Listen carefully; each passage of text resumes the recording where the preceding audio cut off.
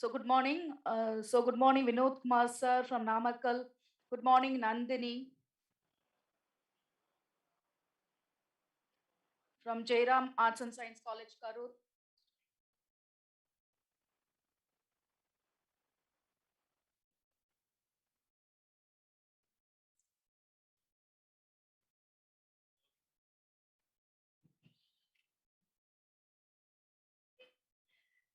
Good morning to all our mentee institutions. So I think we can focus our mentee institutions. Our 5 institutions. Good morning.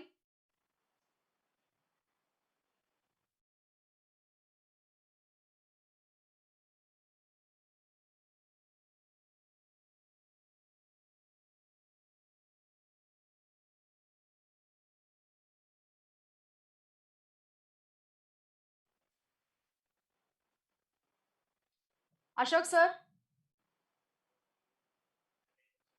Good morning, sir.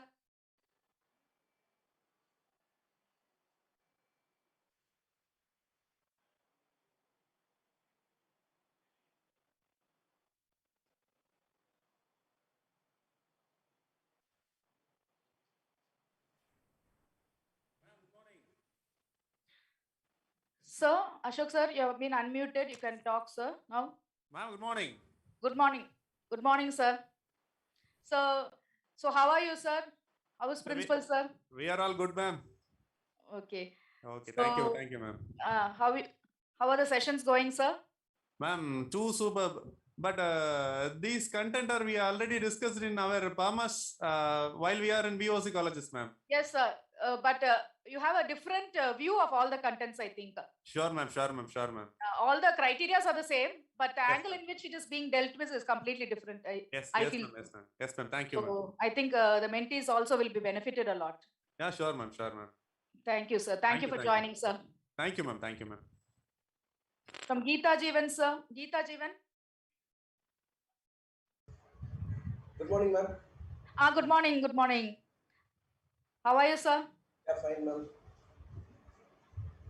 Philippen, sir, how are you? I'm fine, ma'am. You're doing good. Okay. How is ma'am? Principal ma'am? Yeah, she's also fine, ma'am. She's in leave today, so she's attending from her home today. Okay, sir. All the others are attending, sir? Yes, ma'am. All the faculty members are attending from our institution. Okay, fine, sir. Then we have from Don Bosco College, one of other mentee.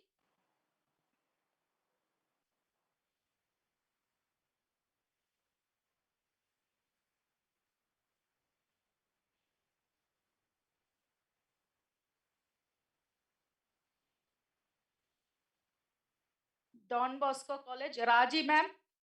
Good morning, ma'am.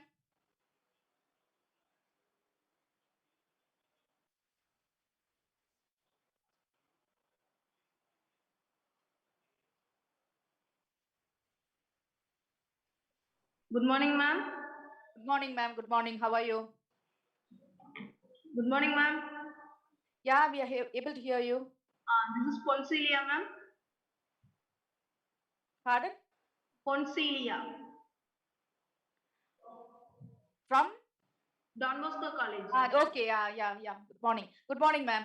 Good morning, ma'am. Then we have Bishop Caldwell. We have other mentee institution, Bishop Caldwell College. They have not yet logged in. Okay. JP College of Arts and Science. One of our other mentees, JP College of Arts and Science. Anyone from there?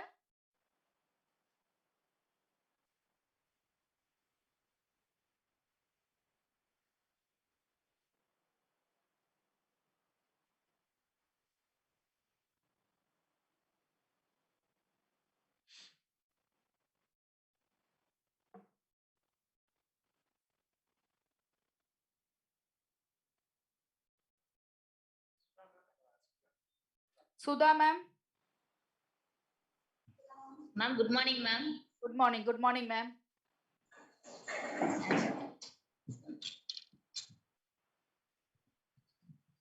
Yes, ma'am, we are here, ma'am. Okay, ma'am. Okay, ma'am. Thank you so much, ma'am. I think the sessions will be very useful for you also. Yes, ma'am, So, sure. yeah, you are the special beneficiaries of this program under UGC Paramash scheme. And I think all the mentee colleges are doing a great job in attending this session, sir. Thank you so much, all our mentee colleges, for attending this program. Welcome you. Thank you, ma'am. Thank you. And going to our other participants.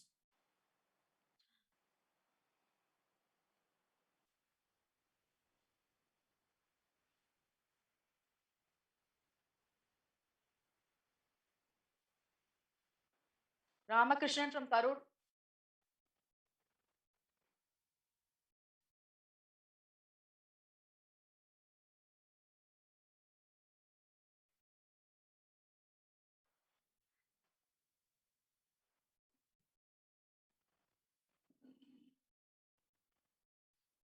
So we have a participant logged in the name principal, sir. We like to know from which college, sir? You can unmute, sir.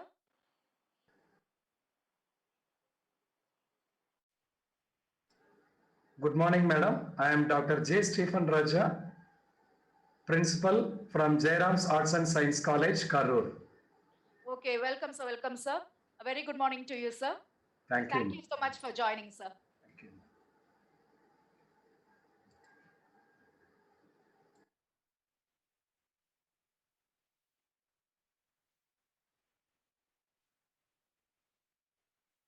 So good morning to other participants. We have Mrs. Sudha, IQAC coordinator from JP Arts and Science. We have Shanmugha Priya from Sri Sharada College for Women. We have Naresh from JP Arts and Science. We have many people from that Karur College, I think, Jairam Arts and Science College, to the principal whom we were talking to. So many of your members are attending, sir. Thank you so much, sir. So here we have a resource person. Welcome, sir. Good morning. Good morning, Good sir. morning. Good morning. Good morning. Very good morning. Welcome to this third day of the FTP. Happy that you have joined us today for this FTP session. So we have been going great for 2 days, and we have been talking about the first two criterias. And now today we have you with us to talk on criteria 3 on research and extension. A very warm welcome to you, sir, to Vivo Chidambaram College, on behalf of the management, the principal, and the IQAC members. A very warm welcome to you. Thank you. Thank you, ma'am. Welcome to all the participants who are just joining in. A very warm welcome to all the participants. Hope the 2 days were useful to you, and remaining 2 days again will be very useful sessions which we have planned, and we'll be starting shortly. So let us start the day's program with a prayer song.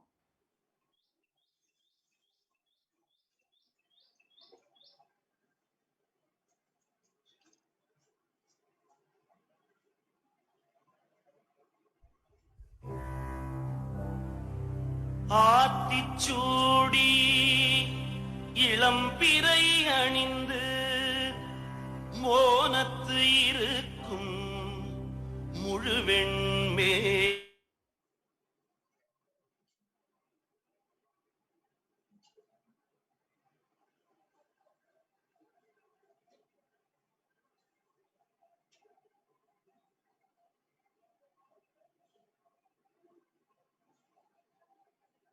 தந்தை என பல மதத்தினர் உருவகத்தாலே உணர்ந்து உணராது பல வகையாக பரவிடும் பரம்பொருள் ஒன்றே அதனியல் ஒளியுறும் அறிவாம் அதனிலை கண்டார் அல்லலை அகற்றினார் அதனருள் வாழ்த்தி அமர வாழ்வு எதுவோ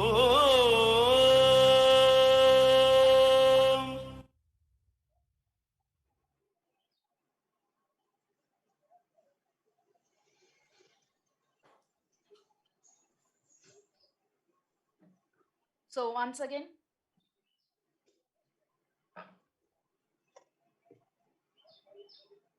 So once again, a very good morning to all of you and a warm welcome to our third day program. And so we have seen two criteria in the last 2 days, and today, the third day, we are entering into the third criteria, that is research and extension. So this is a very important criteria, especially for PG and research departments.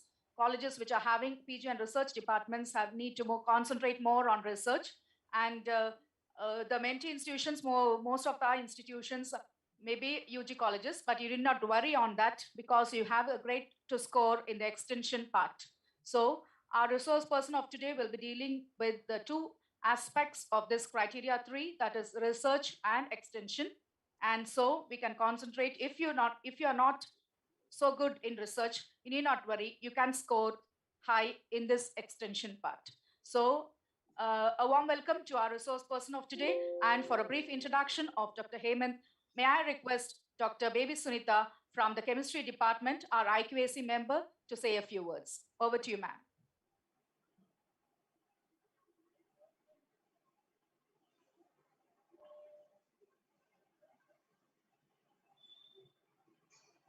Thank you, ma'am. அனைவருக்கும் வணக்கம். Good morning, friends. I deem it a great pleasure in introducing the resource person of this technical session, Dr. Hemant Kumar S. Chandak. He is the professor and head of the Department of Chemistry and also the IQAC coordinator of GS Science Arts and Commerce College, Khamgaon, Buldana, Maharashtra. His profile shows that he has a very rich experience as an academician, researcher, and an administrator. So I have, his profile is very long, but I have cut short everything and I have given it in under 3 heads. As far as his academic career is concerned, he has a teaching experience of 21 years in the field of organic chemistry. He is also the member of Board of Studies in Chemistry in SGBAU, Amaravati University, Amaravati. He has received district level Best Teacher Award in the year 2020. As far as his research career is concerned, his area of specialization is organic synthesis, and he is a postdoc from Rutgers University, New Jersey, USA, for which he received UGC Raman Fellowship worth rupees 26 lakhs for 12 months. He has guided 4 students to their PhD degree, and 5 more students are pursuing their PhD under his guidance. He has published 2 books and 6 conference proceedings, and has also published 37 research articles in high-impact journals of renowned scientific publishers like Elsevier, Springer, ACS, RSC, and Wiley. His papers have a total of 323 citations, and his H-index is 10 and I-10 index is 13. He has received research grants to the tune of 54.5 lakhs from funding agencies like UGC and CSIR for major and minor research projects. He has research collaborators all over the world, including the University of Florida, USA, ISA, Kolkata, AIMS, Kalyani, and IICT, Hyderabad. He is also a community member of ACS and reviewer of many research journals of Elsevier, Springer, ACS, RSC, and Wiley. As far as his administrative career goes, he is having IQAS experience of 15 years. Under his able stewardship, his institution has secured A grade under revised accreditation format of NAAC. He is currently mentoring 10 educational institutions in securing as well as improving their NAAC accreditation. He has delivered keynote address at more than 50 national level conferences and seminars on NAAC and his area of specialization.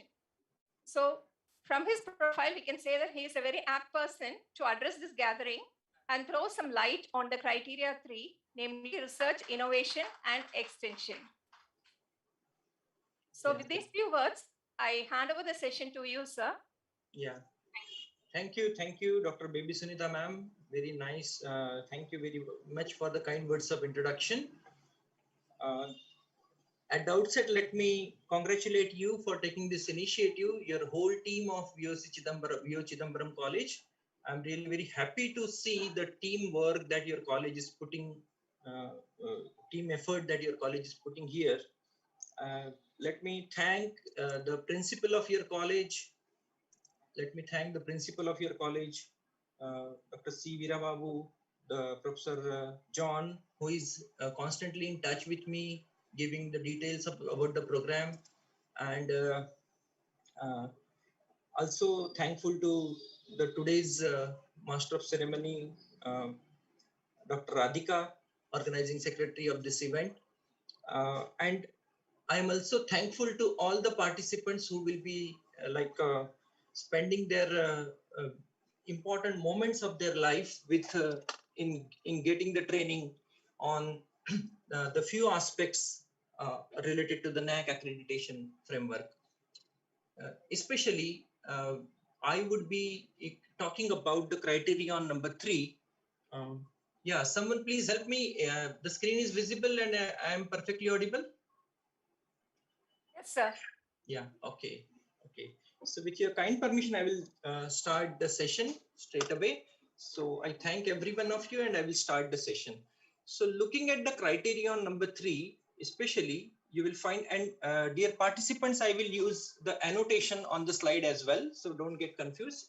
It's me who is doing the annotation on the slide.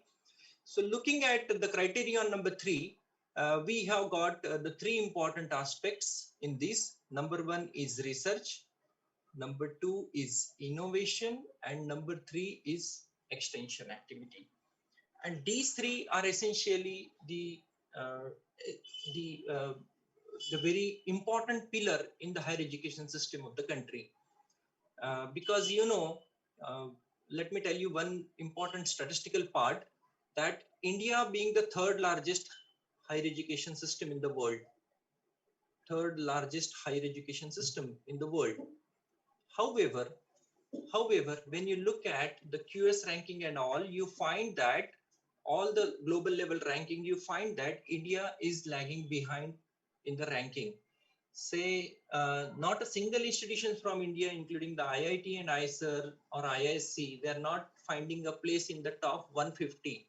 No institution in top 150.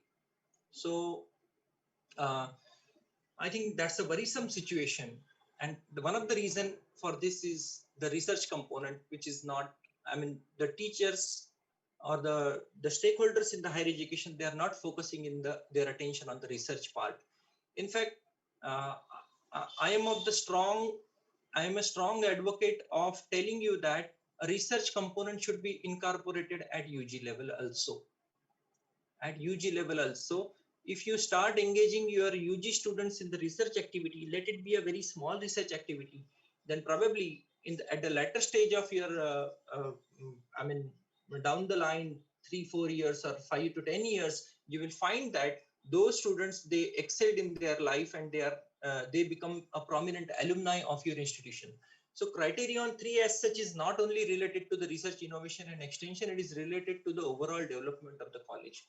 And moreover, whenever the peer team comes to your college, the peer team members are more interested to know what is the research contribution of the teacher and what are the research effort taken by the institution.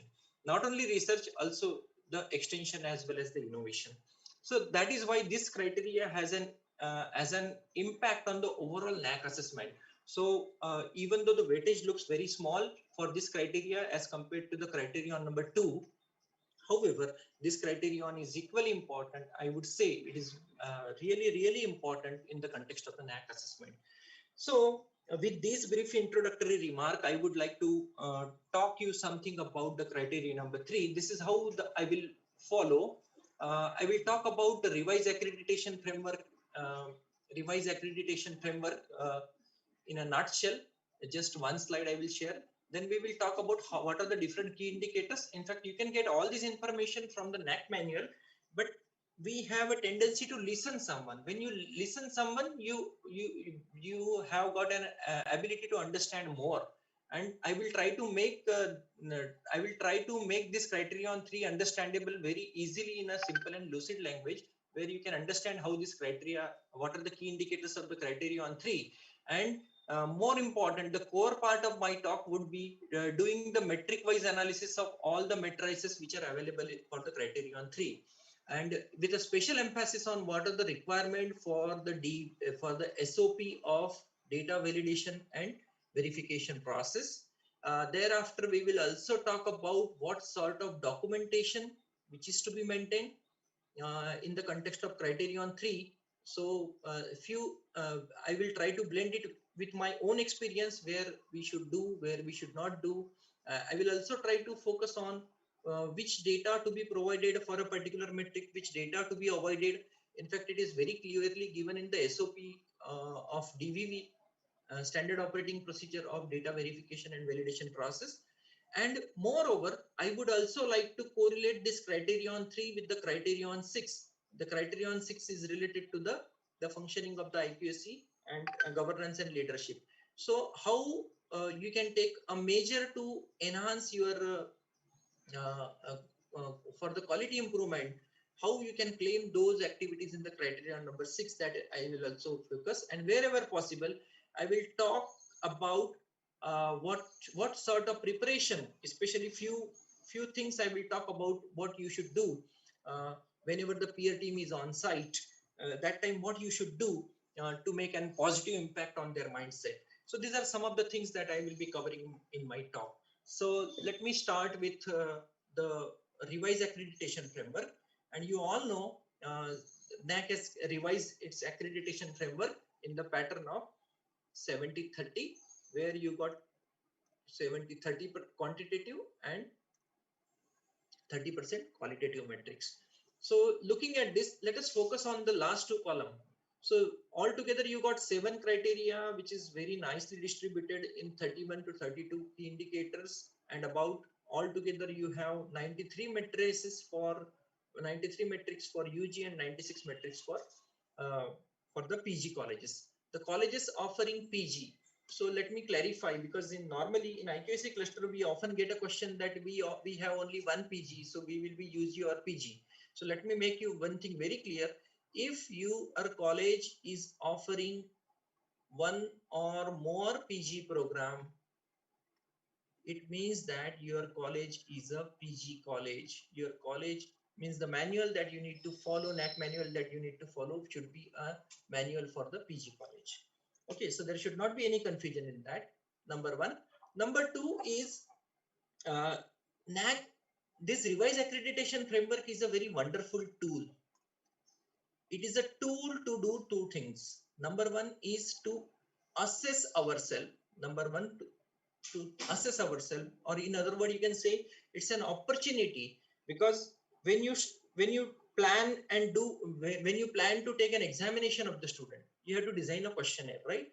So NAAC has designed a questionnaire, and it has given us an opportunity to assess ourselves. Where do we stand? What are the areas where we are really doing well, and what are the areas where we need to do well? So this is a wonderful opportunity to do a self-assessment, and it is a wonderful tool to look as if you can identify the areas where you need to do well, and this is a wonderful opportunity to identify the area in which you should do well. So NAAC will suggest you to do something, because if you are getting less mark in one or other metric, you can definitely think you can do introspection and find out what are the areas where we really need to work on, and you can focus your attention on that part, and then definitely you can improve yourself. So it is an opportunity to improve. So let us not take it as a mandatory process from the government that you should complete your NAAC accreditation and all. Rather, I would say that it's an opportunity to do your assessment, and it's an opportunity to improve ourselves as an institution. More or less, in all the metrics, there are 3 kind of things that are usually assessed. Number one is input. Number 2 is output. In the context of criteria 3, let me give you one example. Say if your college is a PG college, and say you are having, your college is having 50 teachers altogether, of which 20 are research supervisor or PhD guide, right? Now, or let me take another example, not for the PhD. Let us say you got a 50 teachers in your college, and there is one metric in the Criterion 3 which asks you how many papers you have published, research paper published. Say if you have published 100 research papers in the 5 years altogether, it means that you have published 2 papers per year per teacher, right? So I'm sorry. Oh, just a moment. Just a moment. So the input was what? How many teachers you have, and the output is you have published 100 papers. Now, in order to make the people publish, what sort of processes have you developed? Have you conducted the training for the teacher? Have you developed any process and a policy to provide incentive to the teachers who have published well? So here comes the role of the process. So NAAC assessment essentially deals on the 3 different aspects. It seeks information on 3 different aspects. Number 1 is input, number 2 is output, and number 3 is what are the processes and policies you have developed. So essentially, if you are really doing good, sometimes your input may not be good, but sometimes if you have built up a processes which are really good and your output are really excellent, then probably you can get a good grade in the NAAC process. So looking at this, look at this NAAC process revised accreditation framework as if you are talking about input, output, and the process. So identify what are the input based question, what are the output based question, and what are the process based questions in the assessment framework. Now, when you go for submitting the SSR, you know that you got 3 different components. You have a quantitative metrics, and you got a student satisfaction survey, which is to be taken care by the DVV unit, data validation and verification unit, which assesses your data, quantitative data, as well as the student satisfaction survey. And the 30% weightage is there is one part of an assessment which is called as qualitative metrics. These qualitative metrics are being taken care by the peer team. They do an on-site visit and they do assess. Just to give you an idea what is a NAAC assessment process. And these are the way QLM are to be given in the form of a question answer form. QNM, you have to give the data in the Excel sheet, and there are few metrics where you need to provide a links to the HEI website. So website, it becomes a very important. It should be functional and there should be a dynamic website. Functional and dynamic website is essential if you are thinking to go for the NAAC assessment. Okay, so this is all about the overall revised accreditation framework. Now let us move to the criterion number 3. The criterion 3 is essentially dealing with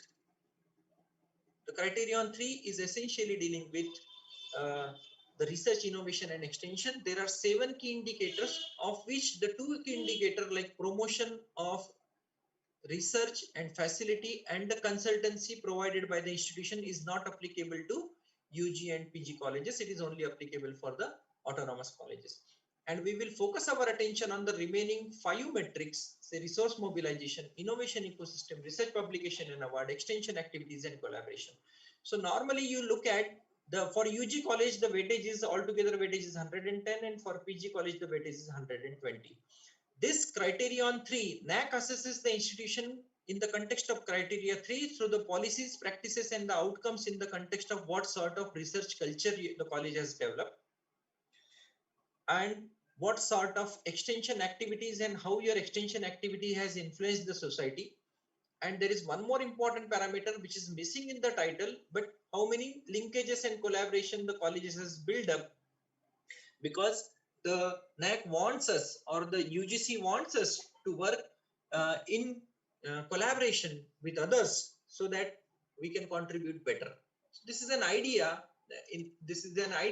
What you observe in the criteria number 3. So moving forward, let us see. Let me talk one by one. So first thing first is I will talk about the research.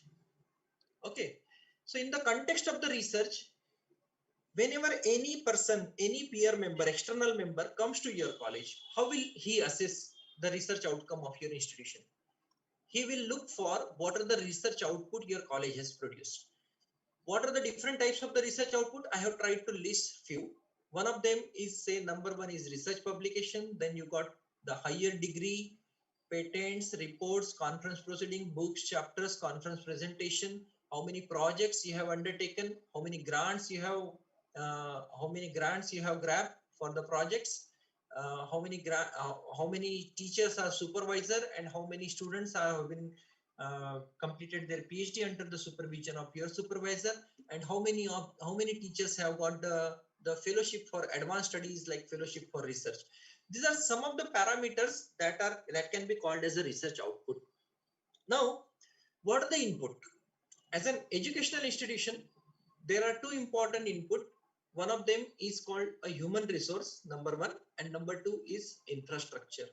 You always need an infrastructure to undertake a research, especially in the science faculty. You need a lab, and infrastructure can be provided from the funding agencies.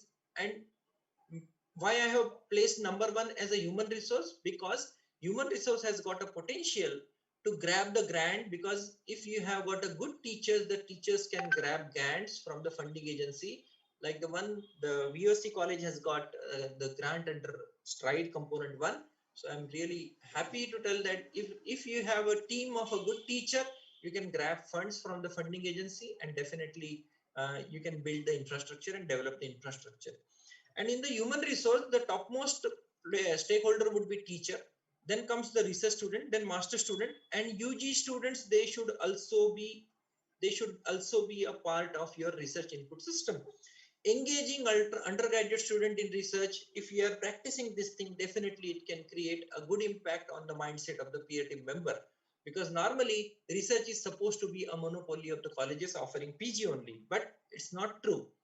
Because if it's true, then in the career advancement scheme, why UGC has made a mandate that a teacher should be PhD if he or she wants to be an associate professor, or he wants to be a professor. So it means that the government want that teaching and research should go hand in hand. Teaching and research should go hand in hand. Then only there will be an overall development. So this is the important aspect, that you should engage all your human resource, whatever you have, to grab grants. The management people, the college management, the government funding agencies, they are all to be incorporated to build the infrastructure. And moreover, one more important aspect is you should have a well-defined policies and procedure for execution of research. If you have a well-defined policies and procedure for well-defined policies and procedure for execution of research, it means it will reflect that the institution is very, very serious about the research outcome, and it is putting all its effort to get the better research output. So the first thing first, even though this is not a part of any metric, but this is the way actually you should look at when you are preparing for the NAAC process. So I would suggest that whether it is a UG college or a PG college or a autonomous college, you should have a well-defined research policy. So if you have a well-defined research policy, normally you can look for the format for the policy document. You can have, because as I mentioned, that if you have a well-defined policy document for any activity, let it be research, let it be teaching, let it be monitoring teacher, let it be quality enhancement in the extension activity, it is definitely going to create a good impact. And let that policy be well defined, and let it put in the and that policy should be available in the public domain on your college website, HEI website also. So having what are the components of the research policy? So when you start from a scrap, you should think of, can we provide, in order to encourage the research, can we provide a seed money to the teachers? How can we build the infrastructure? For that matter, I said key training of the teacher for for grabbing the funds from the infrastructure. If you have some costly equipment, what should be the SOP for the utilization of equipment? If a teacher is really doing well and he has come up with a very good research outcome, is there any policy to provide an incentive? If you have a well-defined policy and you are providing incentive, definitely it is going to create a positive impact in the overall NAAC assessment. And more important is student engagement in research. All the students, UG plus PG, all the students' engagement in research. We have started one initiative called a summer research in our college. And I'm happy to tell you that with that initiative, we have got enormous success. Last year, 26 students completed summer research. This year, 200 students have registered for the summer research activity under the 23 mentors from the different departments of our college. So this is one area where we really need to work hard. And research grant, it's not about whether it is a UG or PG college. Huh? Research grant, projects, functioning of the research advisory committee, training on research writing, because many colleges are struggling that they are not able to publish a paper in UGC care journals. So if they are facing a problem, what are the issues? Let us understand, let us undertake a training, let us conduct a training program for the teachers on research writing, how to write the research paper, how to publish a paper in a journal which is really, really good, and making them aware about ethics and plagiarism, and like giving a financial assistance to the teachers for attending conferences and seminars. So these are some of the things that could be a part. This is not an extensive list. This is just a suggestive list that this could be a component of your research policy. You can add or subtract some points out of it and make a well-defined research policy for the promotion of research in your institutions. Now let us come to the first key indicator. So with this background on the research, let me talk about the key indicators. So key indicator number 1 is research mobilization. So you know that funding is always required. Without funding, you cannot do, right? Funding is required for research project, funding is required for organization of the event, funding is required for infrastructure augmentation and development, travel grant for attending the conference, fellowship for advanced research, endowments, awards. So funding is always required, and you can grab funding through different funding agencies. So criteria key indicator number 1, for UG colleges there are 2 metrics, and for PG colleges there are again 2 metrics, but both the metrics have different question. The question which is common for UG as well as PG is the grant, number of department undertaking research project. So there are 2 important aspects: how much amount you grab, number 1, and number 2 is how many departments are actually engaged in grabbing the grants from the funding agency, or how many departments are undertaking the project. This is a common question for UG and PG. The weightage may be different, and I'll not talk about autonomous because this is not there are no participants from the autonomous college.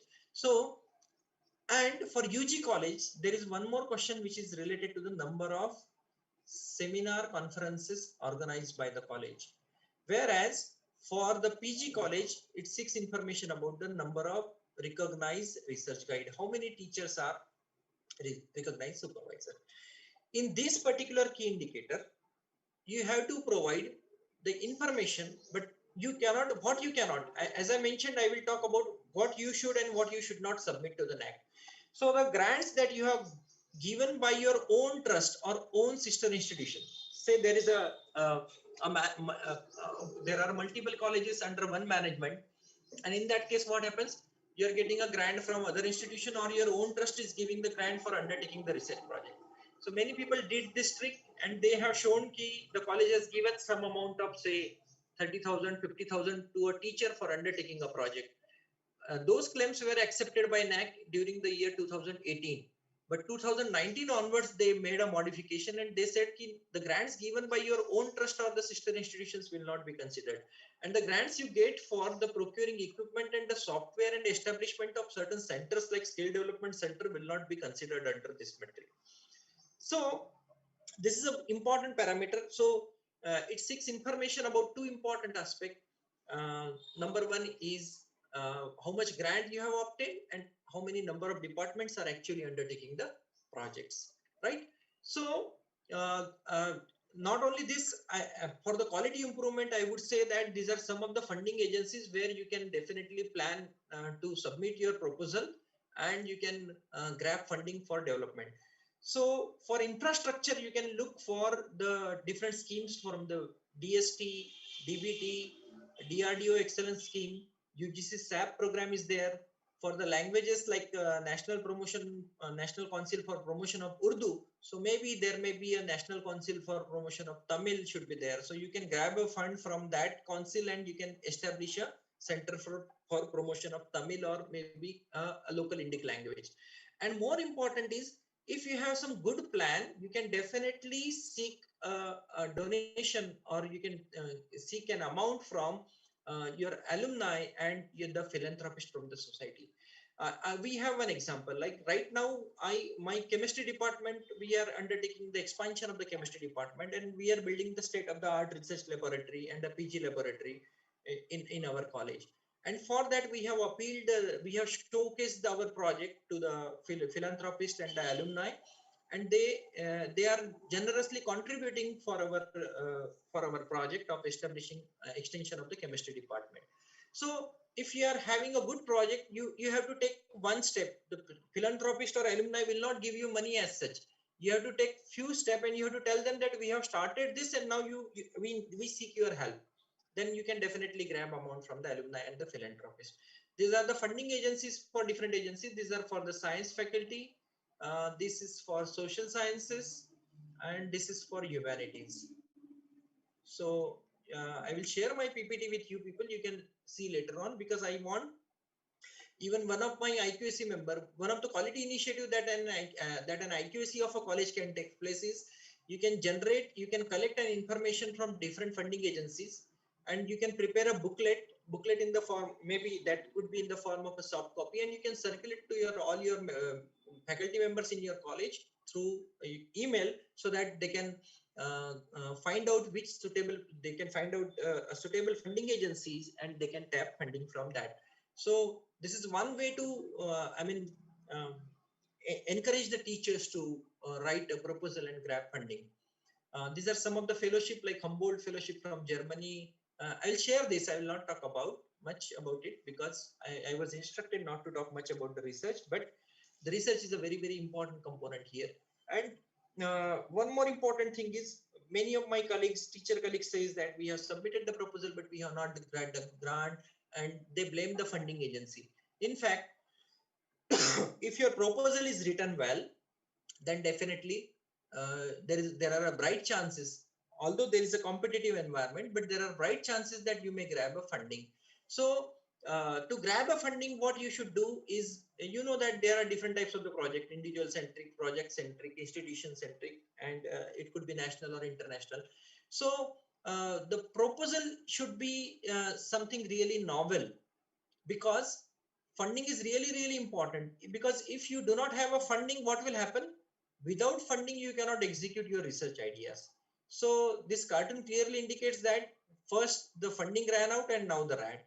So the group of scientists doing research on the rat, and now they ran out of the funding, and now the rats on which they were doing experiment, they also ran out. So this might be the situation. And the other way around, the other cartoon reflects you that one of the scientists has found and a very interesting aspect. They call it as a funding gene. Funding gene means it will be like a gold mine that will serve the funding requirement of that research group for the years to come. So this is the way you should think of that. Funding is really, really important. If you do not have funding, then you cannot do research. And writing proposal is really, really important. It should be something very original. Original means you have to forget, because with the advent of information technology, ICT, what has happened, the people have learned. If any teacher or any researcher, you ask me, can you tell me any two shortcut command, he will say Control C and Control V. So you need to forget. If you want to write something original, you need to forget these two commands. Even though you know it, you should forget that you know these two commands. So you should avoid Control C and Control V. If you avoid Control C and Control V, then only originality will come out, and there is a chances that you will get a fund for your proposal. And ideas should be novel.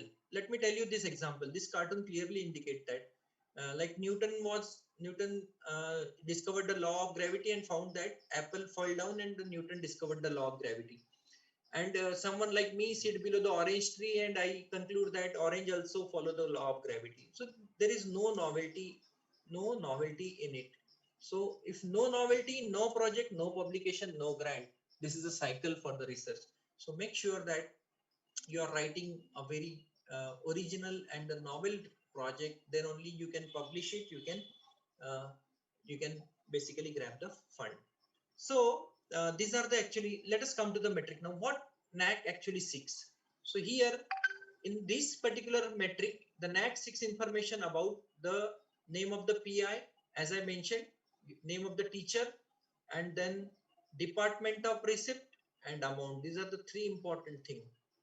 And of course, funding agency, because if you are giving a fund from your own trust, it will not be considered. And what are the documents? So there will be an Excel sheet, data sheet that will seek information on these particular aspects. So there will be roughly 7 columns in the Excel sheet, and that will seek this information. So there are two important aspects. Number one is you can add you have to provide the grant award letters for the research. And number two is the duration of the project, right? Your duration should align with the assessment period. For example, if your assessment period is say 2018 to 2023, and say you have sanctioned a project in 2017. So, and the duration of the project is for say 2 years, right? So if it is for 2 years, means it will go to 2017 to 2019, right? So it means that it falls within your assessment period. It falls within your assessment period, right?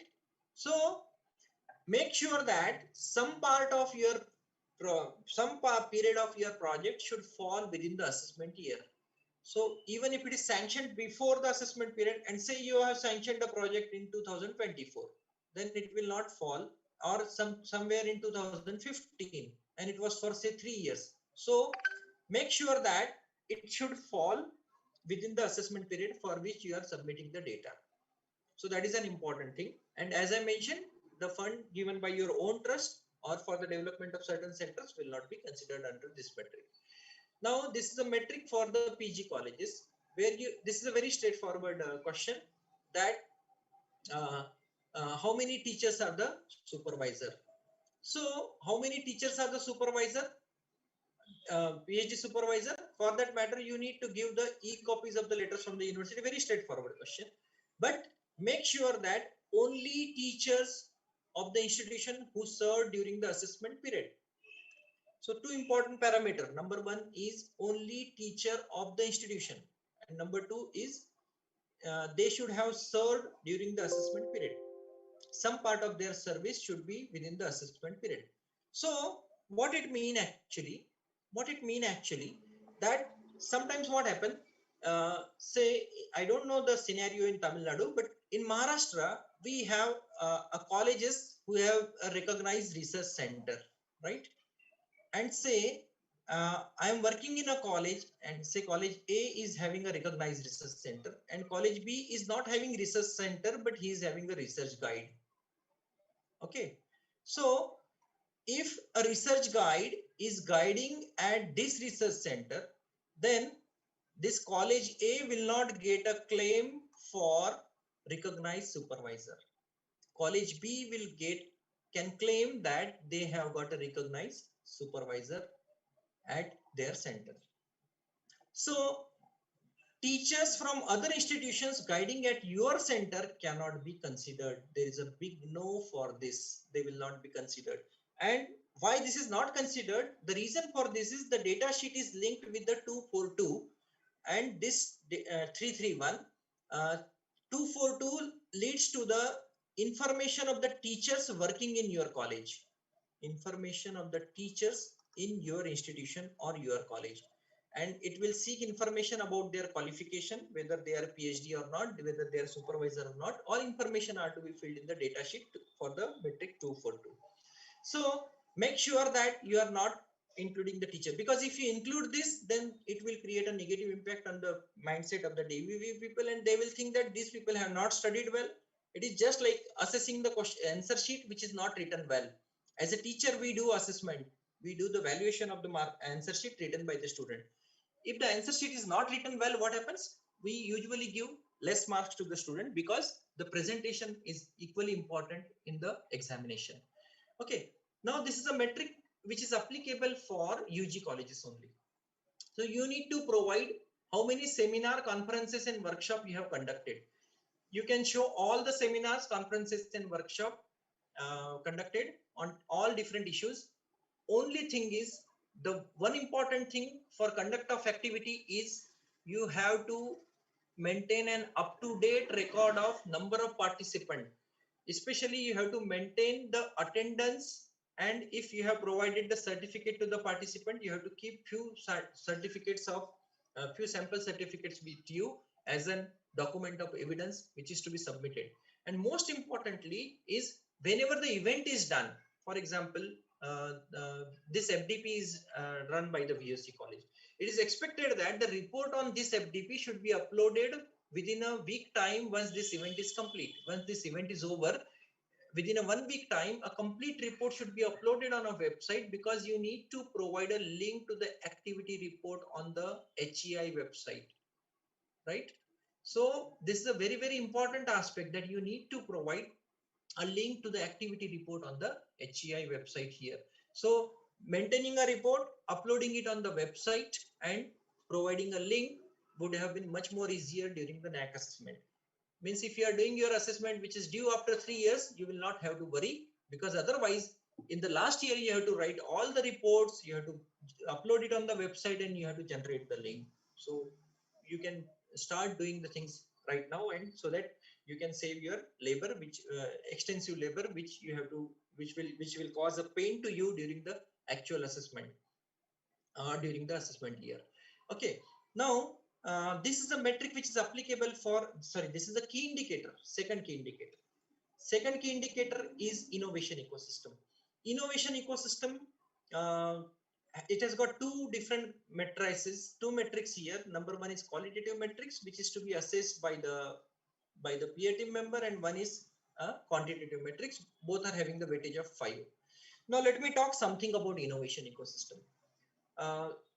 This is a question which has really troubled me a lot as an IPSC coordinator. Let me share my experience.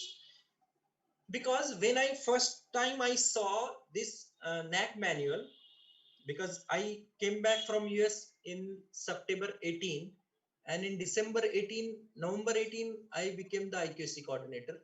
And thereafter I started building the team and preparing for the NAAC assessment. Everything was new to me. When I came to this metric, my mind got stuck up, because I focused my attention on innovation. In fact, in addressing this institution, we should focus on innovation, but we should equally focus our attention on the word ecosystem.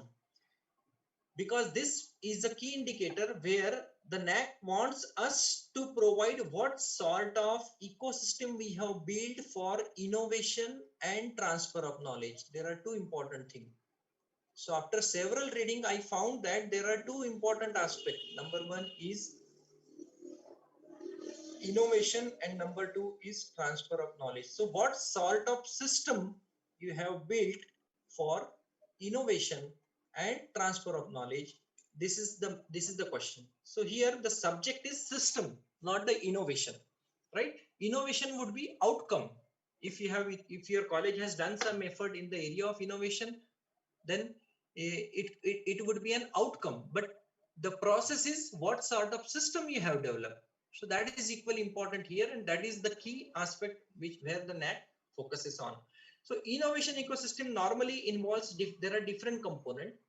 So like seed funding, incubation center. So we can establish incubation center, research, which I talked about. If you are having a good research facility, then definitely you can. If you have a team which is really doing well in the area of research, then definitely you can develop an innovation ecosystem for your students. And for innovation, normally you need to know what are the novel and contemporary ideas. So what is the role of an innovation ecosystem? The role of an innovation ecosystem is to make aware the stakeholders with the contemporary challenges. What are the contemporary challenges? Say in Maharashtra nowadays, there is an issue of flood. So can a student come up with an idea? Can a stakeholder come up with an idea to deal with the flood? So what are the contemporary challenges? Like COVID pandemic has posed so many challenges. So making them aware with the challenges so that they can find out some contemporary, for that contemporary problem, they can come up with some very novel solution. And for that, you need out of box thinking. So what sort of system you have developed to promote an out of box thinking? So these are some of the things that is really important for developing the innovation ecosystem. And incubation center is one of the part of an innovation ecosystem. It is expected that colleges should start an incubation center.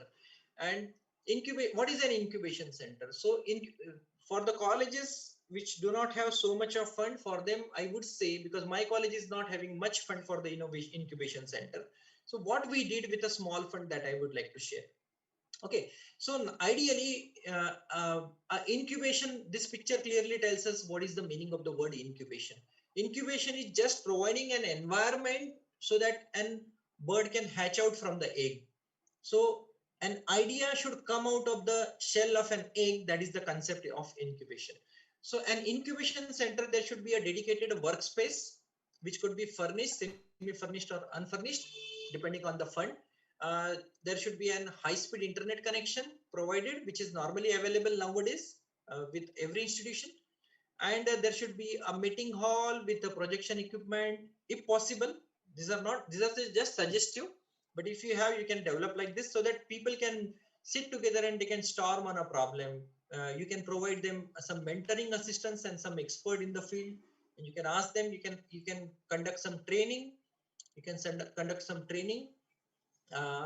You can provide some business training so that their ideas can be reached up to the level of startup, right? So these are the ways you can do for the incubation system. What we did in our college, let me tell you. As I mentioned, so we have, as a part under the aegis of incubation center, we have developed an Internet of Things lab. These things can be easily done. You have to spend less than $1 lakh, 1 lakh rupees. So we got some BlackBerry kits and we have developed the Android applications. So we trained our students for Android application development. And for this Android application development, we signed an MOU with an IT firm. See, I'm telling you how you can take a multifold benefit, because there is one more metric where you need to talk about MOU. So what we did, so these people are actually doing in IoT lab, these people are designing app for our college. Say a timetable for our college on Android, say the complete app for the college they are designing. So this sort of things can be done, and you will not need much money for this project, because you can charge the student, because if you are teaching the student for Android development, you can definitely you can definitely charge them some amount so that you can pay the expert that you are hiring under your MOU from the IT industry. Okay, this is one part. Number two is we have provided the mentor and the financial assistance. So we have provided a mentor and the financial assistance. One of my student who was in BSc second year in the 2018, he said, sir, in line with the Swiggy and Zomato, I want to start foodbuddy.com. I'm living in a place which is a very small place, which is having a population of about 1.5 lakh. So in a place like this, he want to start something like Swiggy or Zomato, and he started foodbuddyonline.com. And he came to me and I said, why not you design your app, and why not you? So he prepared a proposal for that, and we people guided him. And now I'm very happy to tell you that before lockdown, he was earning about 30,000 per month when he was a student of BSc third year and the second year. So if whenever peer team comes to your college, and if you show that because of our effort, a student has, because startup is not, possible for every idea, right? So startup may be something is out of reach. But if you are able to show that your effort are helping your student to come up with the ideas where they can execute their ideas and start their own entrepreneurship, start their own business, then probably you can create a positive impact on the mindset of the peer team, because this is a metric which is to be judged by the peer team. Now, one more question that I would like to address is, you can grab a fund through Atal Innovation Mission, which is the flagship initiative under Niti Aayog of Government of India. So you can definitely write some proposals to establish the incubation center in your institutions. I will also talk something more about how to grab funding for establishment of incubation center. But these are some of the suggestive things what an incubation center or innovation incubation system activities. These are some of the suggestive activities that your institution can undertake. Number one is ideation, because every innovation starts with an idea, because before that there is a problem. So that is why making them aware with the contemporary problem, and the problem will give you some novel idea. So you can conduct a workshop on ideation. So one of the activity that I remember is, what if I become the principal of the college? So if you conduct some essay competition or some elocution competition, what if I become the head of this institution? So if you conduct such event, you are getting so many ideas where you will come to know what are the problems students are facing and what are the possible solutions that the students are providing. So idea is one thing, and most important is IPR workshop, personal counseling. I have mentioned the example of foodbuddyonline.com, financial assistance. In our college, we have provided a financial assistance of rupees 20,000 to one of the students for preparing a quadcopter, a drone, and that drone was used for flower showering on the NAAC peer team member whenever the NAAC peer team visited our college. So just giving you an idea, you can identify the scope, what are the things you can do at your institution. I found that a drone flowering shower with drone, and the drone prepared by the student of the college, that will clearly indicate that the institution is promoting innovation, right? And this is the way you can plan the things. Other things are, again, one more is National Innovation Foundation, which is located in Ahmedabad. This is also provides some funds. You can visit these sites and you can provide grab fund through this. So Atal Innovation Mission is actually focusing on the two important aspects, entrepreneurship and innovation.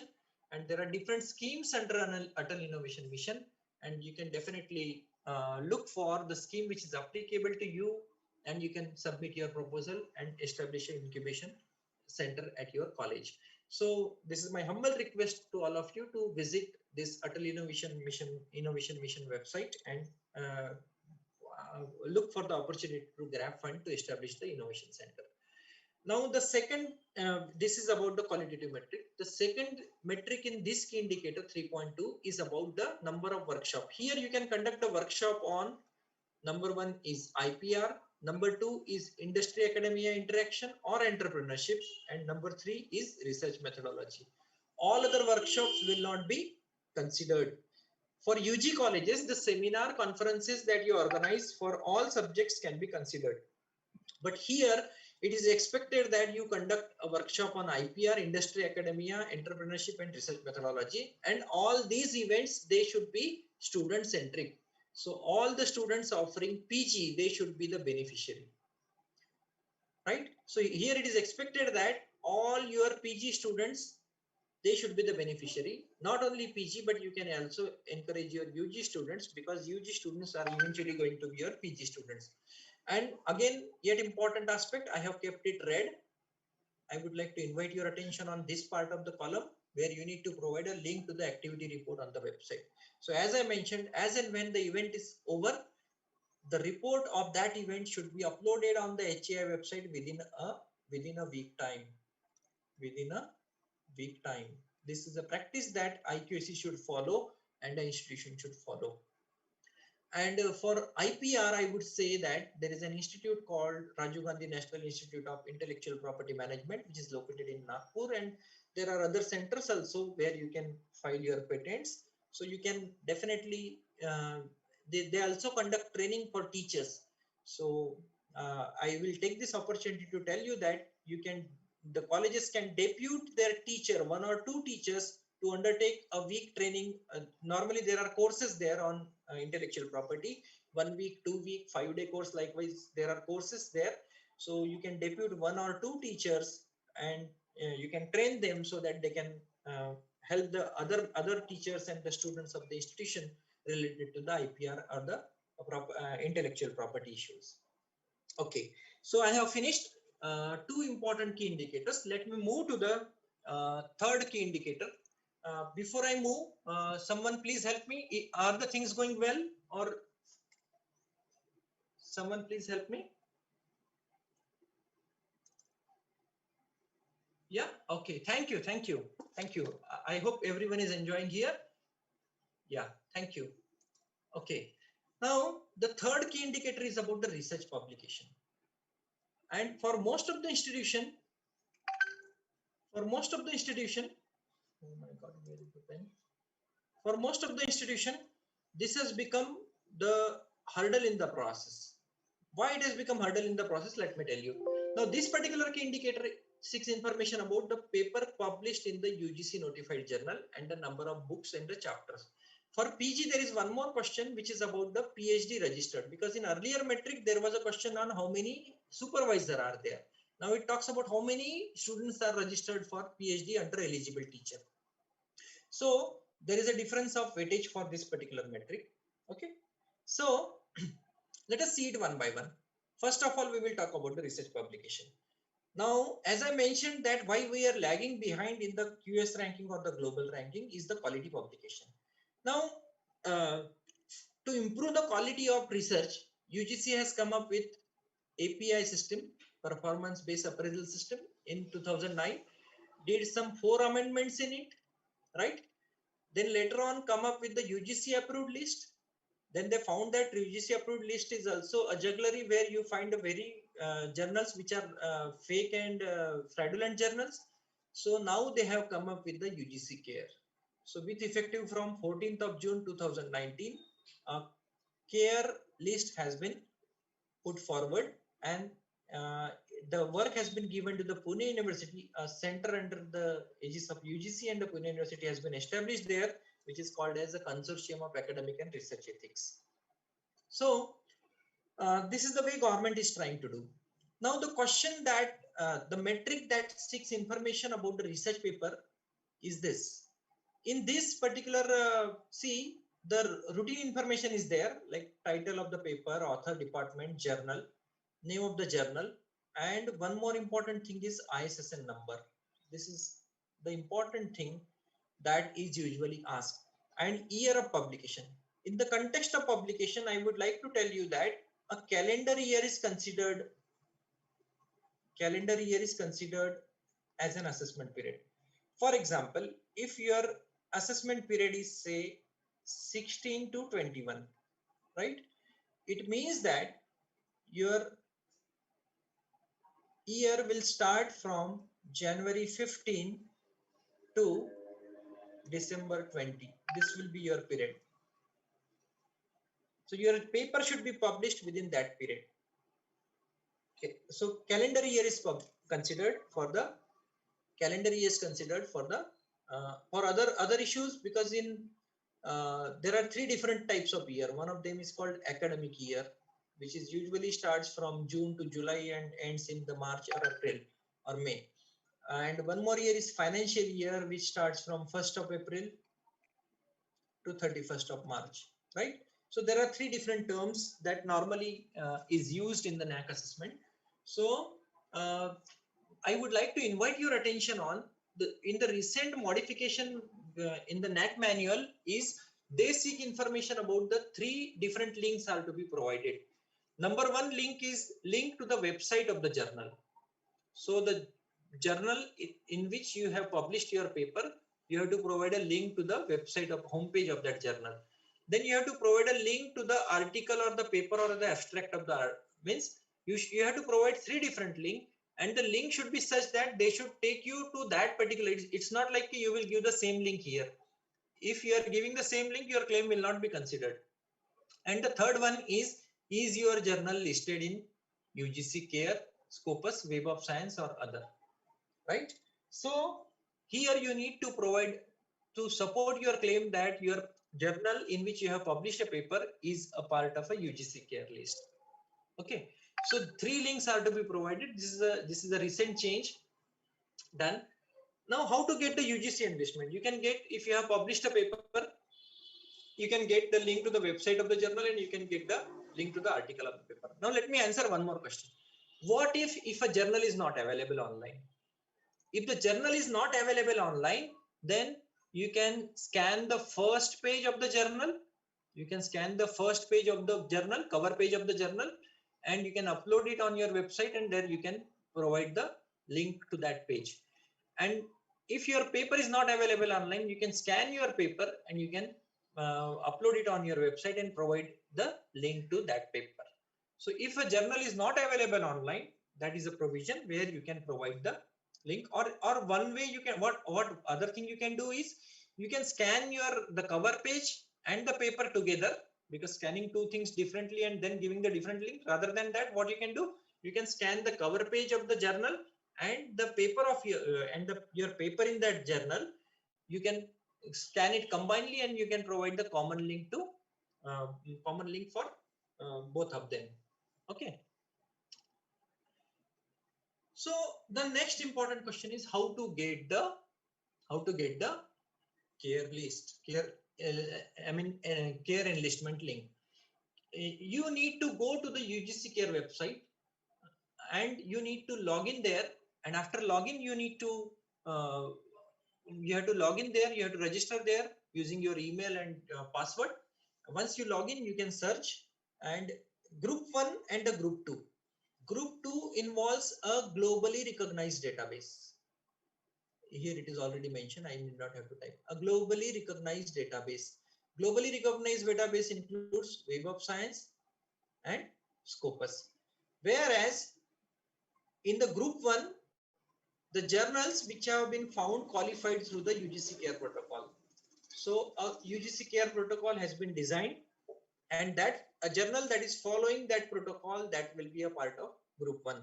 For example, a journal the protocol has certain points that are to be followed by the journal, and the journal should not give any wrong information. For example, I know there are some journals which are published all across the country. I'm very sad to tell you that, very unhappy to tell you that India is now becoming a hub for the fake and the fraudulent journal. So they misguide the teacher by telling their own wrong impact factor. So wrong impact factors are being displayed on their website, and such journals are actually not, they are found to not follow the care protocol. So these are the two important aspects. So you have to search your journal from, so if a teacher wants to publish a paper and he want to check whether a journal is a UGC Care listed or not, then you have to search in group 1, number 2, Web of Science, and the Scopus as well. On three different websites, 3 different web links, you have to search it. And always search the journal from its ISSN number, because ISSN number is unique, right? Because say, just now I have shown you the name of the journal, say Organic Letter. So Organic Letter is a journal which is published by American Chemical Society, and it is a Web of Science and Scopus Index journal. But there is one more journal, say Organic Letters Chemistry. So when you search it by Organic Letter, there is a possibility, or when you search Organic Letter Chemistry, then probably there is a possibility that you may be taken to the Organic Letter, because search engine consider that you have committed some typos.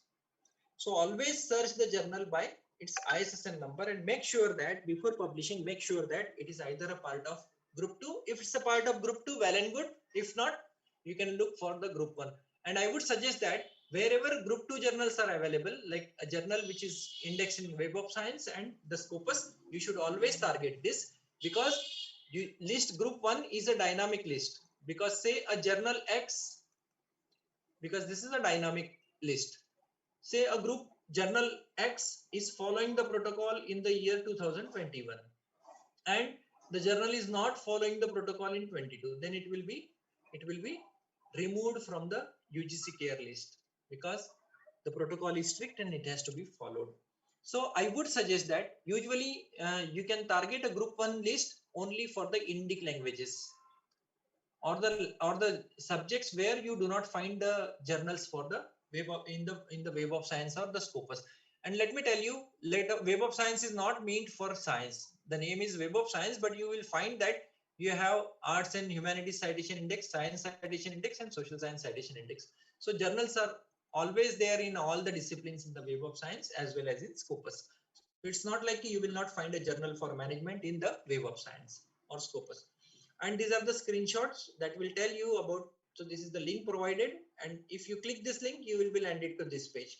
If you click the link for the whether it is a UGC care listed or not, if you type this link and you paste it in the browser, you will be landed to this paper, clearly indicating that this journal is a Scopus index journal. Okay, so this is what is NAAC is expecting. Okay, now moving forward, let me move to the next part. So I talked about the publication. Now let me talk something about the books, chapter in books, and the conference proceeding. So there will be an data sheet that will seek information on these different aspects related to books, chapter in books, and the conference proceeding. I would like to tell you that you should provide these things. You should have an e-copies or scanned copies of the cover page of the book, or say conference proceeding. Let me talk about the conference proceeding. Say you have got a conference proceeding. So cover page of the conference proceeding. Number 2, index page of the conference proceeding, where your name as an author in the index is reflected. Number 3 is the first page of your paper. First page of your paper, where title of your paper, your name as an author, your affiliation is clearly reflected. Number 3, and number 4 is the unique ISBN or ISSN number that it has to be reflected. If your unique ISBN number is reflected on the cover page or index page or the first page of your paper, then no need to provide again one more page, no need to scan one more page. But if it's not reflected from any of these 3, then you have to scan the page where ISBN number or ISSN number of that particular proceeding can be clearly seen. So these are the 4 important things that you need to do. Normally what happens when the teacher publishes the paper in the conference proceeding, he will only keep the full paper he published. But what is expected? You need a cover page, you need an index page, you need a paper. First page of the paper is good enough, and somewhere your ISBN or ISSN number should be reflected. So these are some of the important points. So if you start doing this, like what happens when we, as an IQAC member, or as an IQAC coordinator, when we seek a data from the faculty members, they give us a data. So they will give only paper because they are not interested to give the cover in, because they don't know that this is required. But when you submit your SSR, then DVV people tell you that please provide everything. Then again you ask your faculty member to do the same thing. Then the faculty member, he finds himself in a trouble because he is not able to locate where he has kept that conference proceeding. So I request all the teachers and all the faculty members that they should scan their conference proceeding and books in this manner, and they should submit it to the IQAC so that there will not be any trouble in the future. Okay. Then, oh my God, it's already 12, right? Number of PhD. Again, website has become an integral part. You have to provide a URL to the research page, and it is expected that institution need to maintain a research tab on their website, a dedicated research tab for the website where you will find all the details related to the and the document that you required. You can provide a URL here, and you have to provide a document of registration of the research scholar indicating the name of the guide from the university. And one of the quality initiative that you can take for this particular metric is encourage more and more number of teachers to get a recognition as a PhD supervisor and encourage them to guide the students. Because if you encourage them, it is the institution which is going to get a lot of benefit in the NAAC assessment. Now let me talk something about what are the different quality measures that you can take in the context of the research.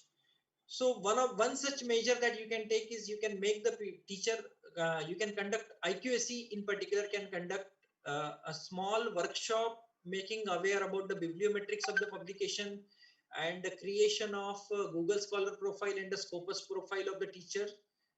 Then you can define a well-defined policy, research policy, where you can have what sort of financial assistance to be provided to the teachers, because this will be beneficial in criteria number 6, where it is asked that how many teachers have been provided with the financial assistance for attending the conference, seminar, and the membership. You can conduct a workshop on sources of funding and collaboration, where you can encourage the teachers to find the then ethics in publishing. I would suggest that colleges can start a research award, which could come under the incentive to the teacher for better research output. And you can also conduct a workshop on record keeping of research profile, like the one I said, ki whenever a teacher publishes a paper in conference, how he should maintain his research profile. So how to keep this data in cloud on Google Drive or OneDrive, and how to share it as and when required. I'm really happy to tell you that all my data is with me. Even if I am traveling somewhere, I can submit a data within 5 minutes time. Any data required for the college for any purpose, I can submit within 5 minutes. So this is the way actually you can conduct IQC can conduct a workshop for record keeping of the research profile and engaging student, which I am strongly advocating that you can start an in-house summer research, giving them a small problem related to the research areas, contemporary research. Like last year we did, being a chemistry person, I would like to give you one example. The project which I have given them is understanding the chemical footprints in daily life. So the idea was, which we have capitalized there, was right from morning we start with our toothbrush and we go to the bed in the night, right? So from morning to night, what are the chemicals we use and what are the chemical footprints we leave behind? So understanding those chemical footprints and reducing and removing those chemical footprints was the topic given to the student, and they prepared a report in online mode, as because of the pandemic. Otherwise, we could have given them some experiments in the lab. Okay. Inspire, JAM, KVPY, these are some of the exams for the science student, which you can definitely conduct, so that, because there also comes the role of the summer research. So you can engage the students so that they will become your illustrious alumni in near future. So this is all about the research. Now let me talk. So I talked about two important aspects. One of them was research and the second one was innovation. Now let me talk something about the extension activity. Looking at the NAAC manual, you will PG colleges with a weightage, different weightage. For PG, the weightage is 50 and for UG, the weightage is 60. Okay. And these are the 4 different questions that normally are being asked. Like here, while reading the NAAC manual, you should focus on certain keywords, right? So looking at this particular manual, you would see that how you are extension activity has created an impact and sensitizing the student to social issues and the holistic development. So this is a metric where the peer team wants to know that the activities undertaken by your college has actually sensitized the people and student and the nearby people, how and how it has impacted the lives of the people in the society. Number 1. Other 3 are actually the quantitative metrics, which are related to the awards and recognition that you received only for extension activity. Yeah? Then number of extension activity and the number of the students participating in the extension activity. Number of extension activity and the number of students participating in the extension activity. So these all together, this has got a huge weightage, how many extension activities you are conducting. I would suggest that every college has got an NSS, NCC, Red Cross and other unit, right? And there is a mandate from the government also to conduct certain activity under Swachh Bharat mission or one or other mission by state government or by the central government. So every college is doing the extension activity. Now in the context of extension activity, I would like to very humbly tell you that whenever you conduct the extension activity, you can plan it well. So it's not like you got a letter from the central government to do some activity, cleanliness drive on 2nd October, and you are doing that. It's like you have to plan the activity. You have to plan the extension activity and targeting the local needs or targeting the local advantages and disadvantages. Every location has got some advantage and disadvantage. So your extension activity should target what are the advantages you have. For example, in our area, we have a bright sunlight, very hot summer we have. The temperature rises above 45 degrees centigrade. So it means that we have been blessed with, so that is an advantage as well as disadvantage. Because when you have this much temperature in summer, probably it is going to create a drought, right? So the area where we need to work is water conservation, number one. And we have been blessed with a huge amount of sunlight, so we can trap this solar energy and we can become a solar ambassador in the region, and we can encourage the people to use the non-conventional energy source, right? So these are the two important aspects. With one example I have explained, you have to look for the local advantages and disadvantages of your location, and accordingly you have to plan your extension and outreach activity, and make sure that you are addressing a problem in the area. It leads to the overall development of a citizen, and this is mostly institute driven. As I mentioned, institute driven means location driven, and it contributes to the fulfilling the overall development of the student, and it inculcates the social responsibility among the students. So try to make sure that whenever you plan an extension and outreach activity, try to address these things. And most important thing is, in this particular, have something unique to impress the peer team member. Number one. One example I would tell you, like blood donation is a very common activity, right? This is the example which I usually give in all the, right? Blood donation is a very common activity that we usually do. So what is the special you can do in the context of blood donation? What you can do is you can maintain a rare blood group donor profile. Rare blood group donor profile. Maintaining it and keeping that record with you, and connect it with the civil hospital and the hospitals. So whenever any patient needs a blood from the rare blood group, or they need a rare blood group donor, in that case, the hospital will contact college, the college will contact the person, and he will make him available. And in doing so, try to have a clear-cut communication. Ask to give them in writing, maybe email will do. You can ask them, if they cannot send you a letter in hard copy, ask them to write the email. So even after means providing blood is the first priority. You cannot ask for the letter there, but give them a blood, provide them a blood donor, but later on ask them to provide a letter that we have provided them a blood donor for in case of emergency. So this is how you can create an impact on the peer team mindset.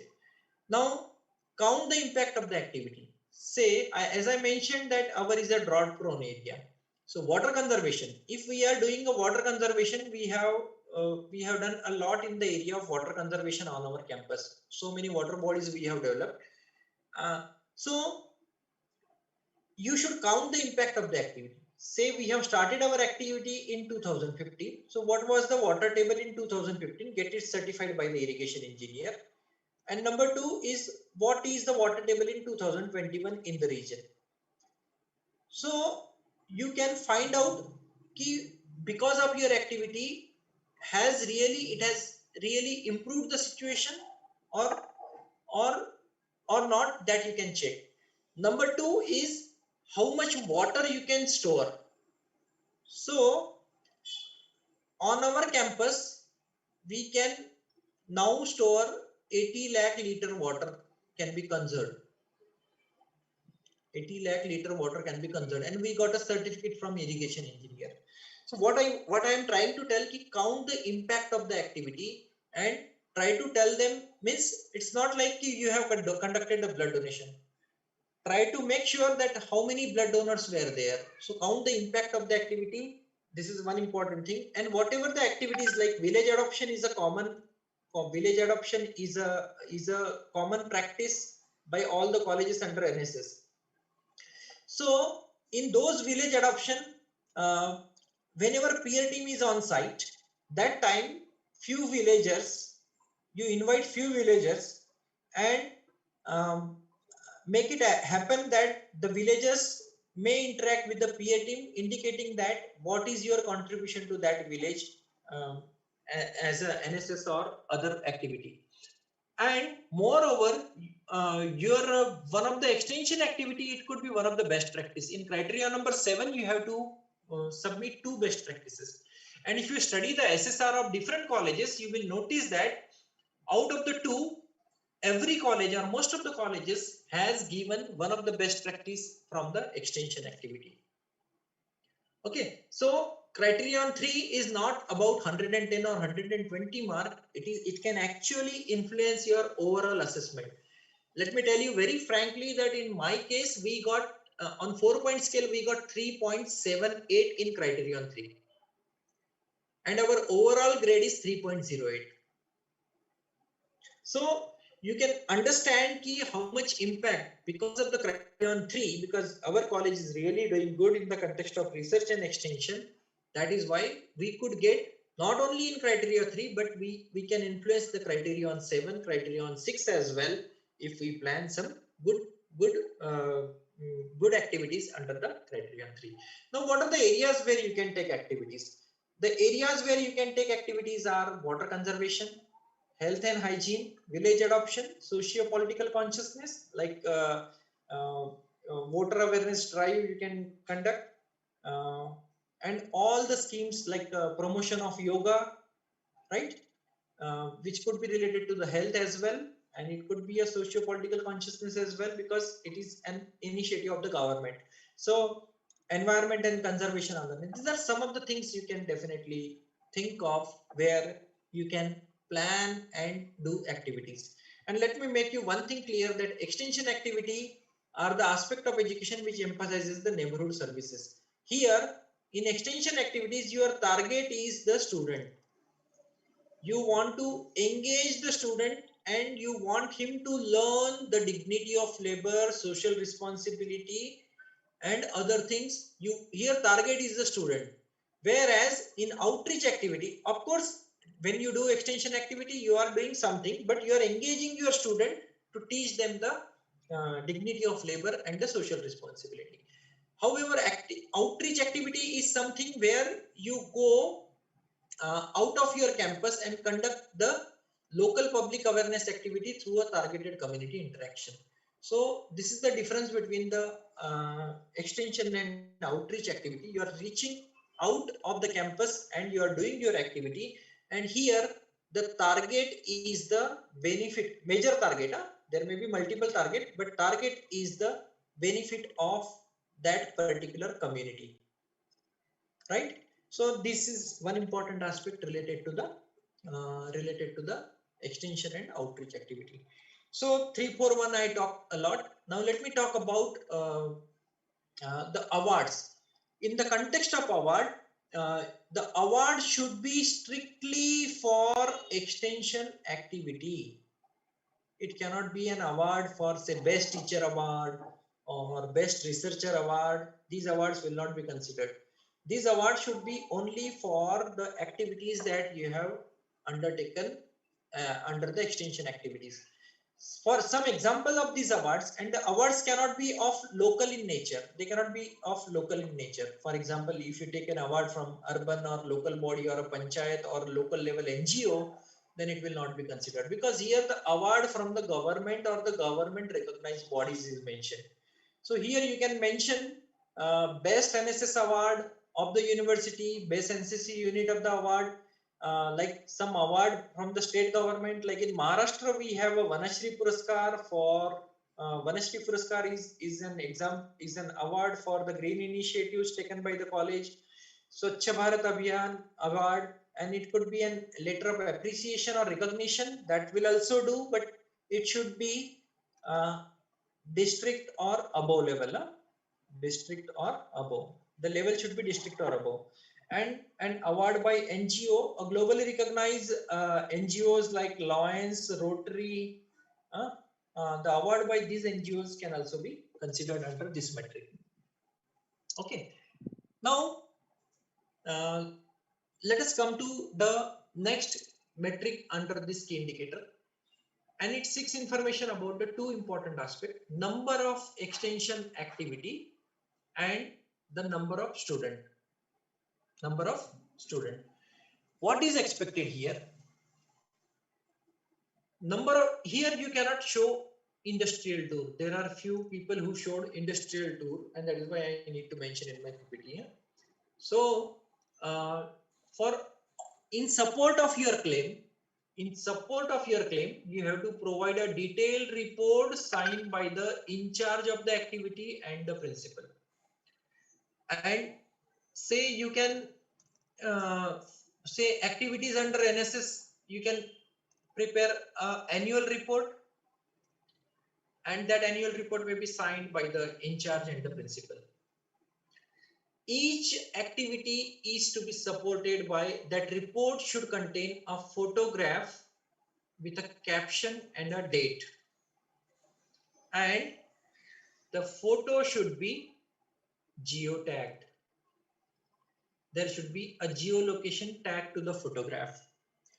So there are few apps available. You can use that app that will stamp with the geolocation, but that is not considered as a geotag photograph. Geotag photograph is a photograph when you can take from your mobile, simple, go to the camera setting and put on the location on and take the photo. Download that photo in the computer and right click on it to see its property where you can see the location. So you can either use app. Even if you use app, the app will also store the location and it will also stamp also. So there are some app which will geo stamp the photograph with location. Okay, so you can use that, but make sure that photo is provided with the location property. Your photograph is having the location property. Okay, location property, you cannot see it. You have to right click on the photograph. You have to open it in the computer and then only you can see it. And there is a notification on the NAAC website. You can check for even in the NAAC manual, in the very first few pages of the NAAC manual, you will find how to take the geotag photograph. And number 3 is number of participants. So it is expected that you maintain the list of the participant. One student will be count only one. And number 4 is the newspaper clip. If you have given some e-media, electronic media, then you can provide a link to the electronic media in the report itself, right? So what you have to provide there according to the SOP, there is one important point. Let me highlight that point. Say in your college you got 1000 students, and out of those 1000 students there are 100 students in the NSS unit, and say you have conducted in the 5 years, you have conducted 40 events, and in all these 40 events only these 100 students have participated. It means that 900 students have not participated in any of the activity. In this case, what will happen? The number of student calculation, one student will be only count once. One student will be count once for only one activity. So in a year, if you have conducted 10 activities and a same student has participated in all 10 activities, his participation will only be considered as 1, not as 10. So NAAC wants us to engage all our students in the extension activity. It means you cannot provide the list of same 100 students for all the activities. When you provide the list of the students for all the activities, you have to provide the different names of the student. And it is the responsibility of the college to make sure that you are actually engaging all your students in one or other extension activity. Then only you can claim this will increase the participation of the students in the different extension activities. Okay, so as I was mentioning that one of the extension activities could be best practice. So let me show the showcase of my college. So I will show a case study of my college. So we are having an women empowerment and entrepreneurship cell in the college. This cell was established in the year 2005 and it works for the overall empowerment of the women, and it is run by the female faculty members and the students of, and it works mainly for gender equity, gender sensitization, empowerment of women through self-employment, creating awareness about women's safety, legal safety, financial issues. So it works for the overall development of the woman, and it's a very proactive cell in our college. So what we did actually, we have showcased the activities undertaken by this cell as our best practice, one of the best practice. And the title of the practice is Empowering Women Through Self-Employment to Self-Dependence. So these are the objectives. I will not focus my attention on these, and these are some of the events undertaken by the, so just a few sample it will tell you. So it will just tell you how, in what are the areas it works, right? So it frequently conducts the workshop on cooking and baking. It conducts the workshop on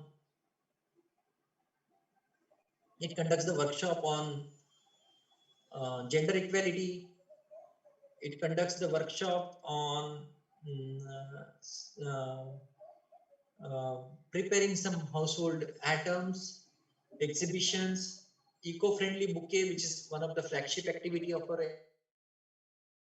bouquet. We use eco-friendly bouquet prepared from the plastic waste.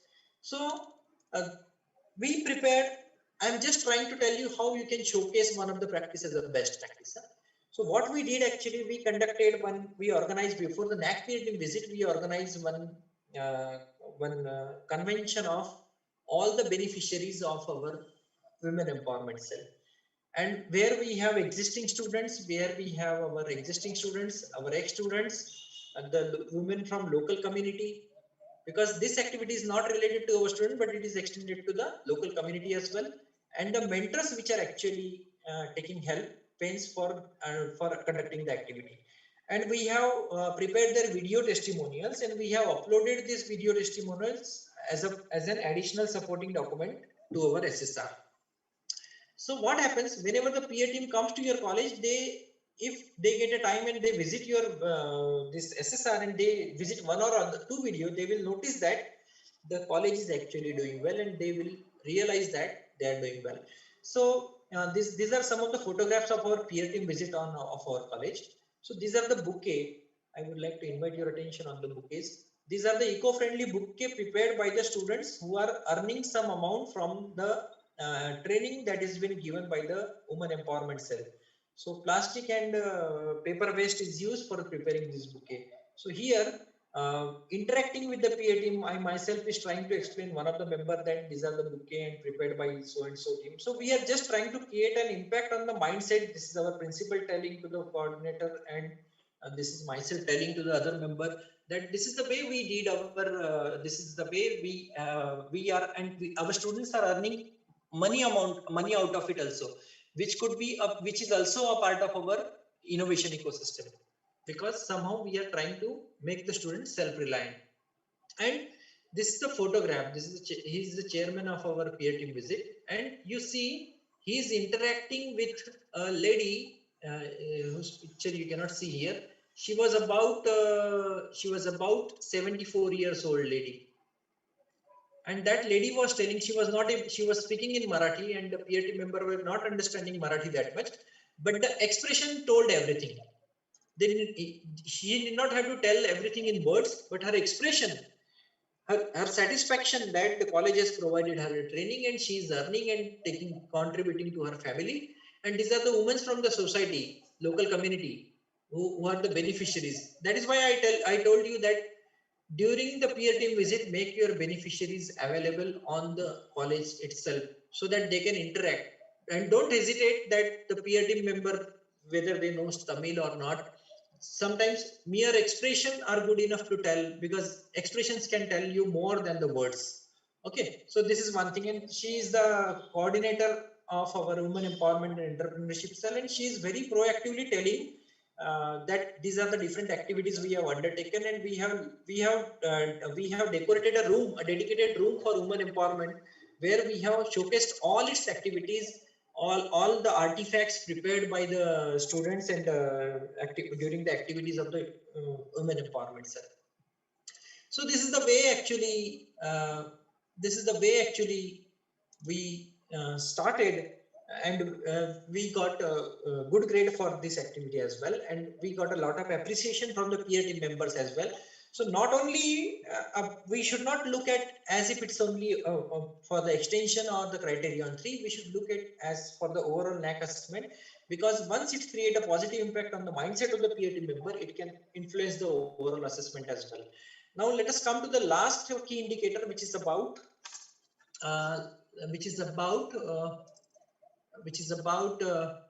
the collaboration and the linkages.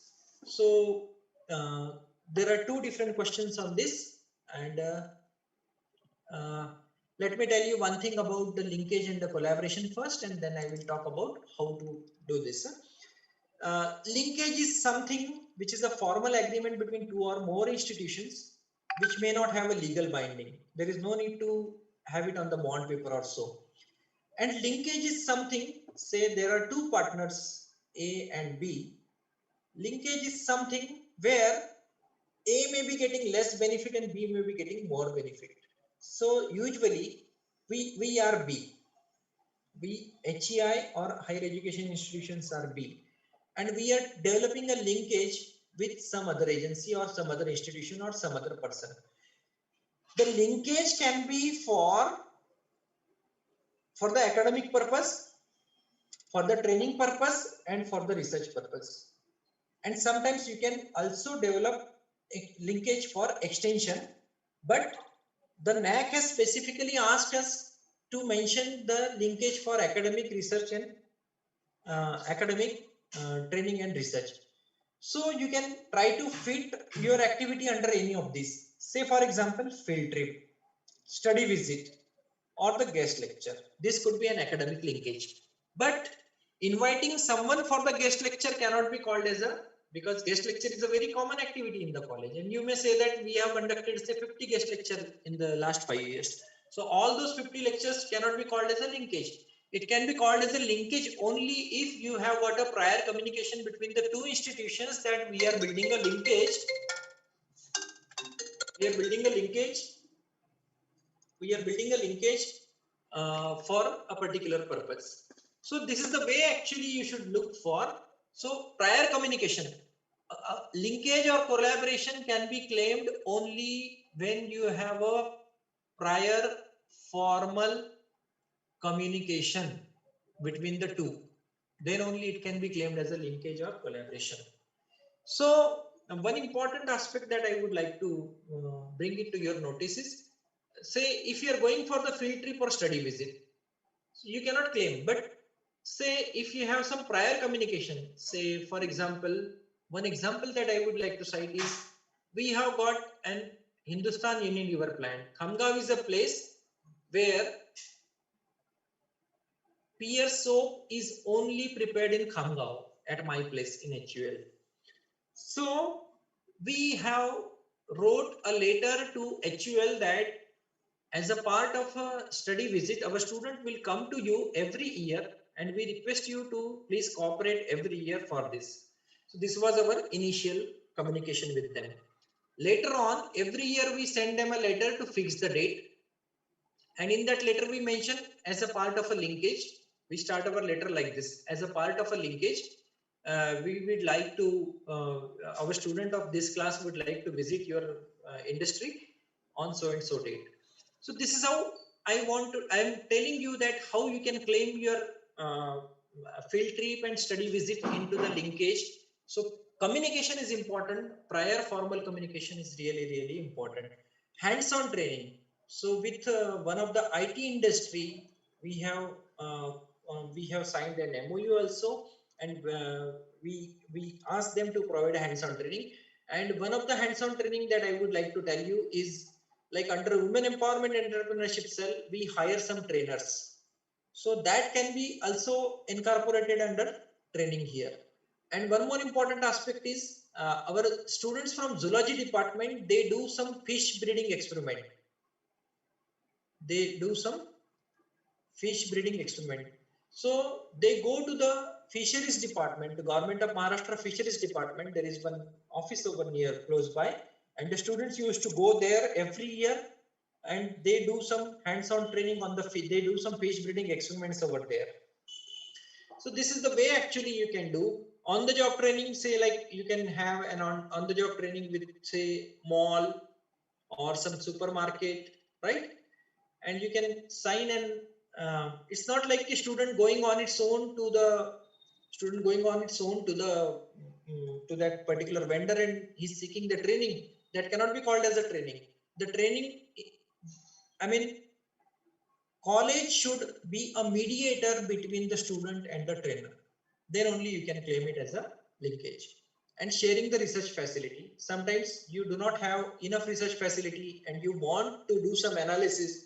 You can develop a linkage with other institutions for sharing the research facility, for guidance on research, for collaborative project. Collaborative project can also be claimed under this. Say, so you know that PI and COI is the common terminology used in the research project. So if you are submitting a project, a joint project, then that could be called as a linkage. And collaboration is something where two or more people working together create or achieve something which is for the mutual benefit. So in linkage, one of the party may or may not get benefit, but in collaboration, both get benefit. So collaboration is just like the people with different expertise, 1, 2, 3, 4, they are coming together and preparing a common picture.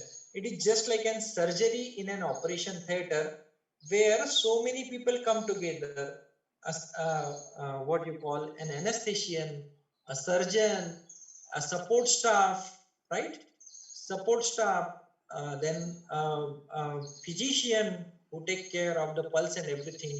So many people come together for a common cause for the success of surgery. So this is a clear-cut example of a collaboration. And it could be done for running a course. Two institutions can come together and run a course, which could be beneficial for both the to which students of both the college can join. A joint research project, a joint publication, research publication, utilizing resources and expertise. This could be some of the areas where you can collaborate. The last point from this particular key indicator is MOU. Related to the MOU, a memorandum of understanding. It should be with the other institution. It cannot be with your sister institutions under the same trust. And MOU should have very, very clearly mentioned start date and end date. So you should have a clearly mentioned start date and end date. And most important thing is the purpose for which MOU is signed should be clearly defined. There should be a clear purpose design, and it should be signed by both the parties. It should be preferably on the bond paper.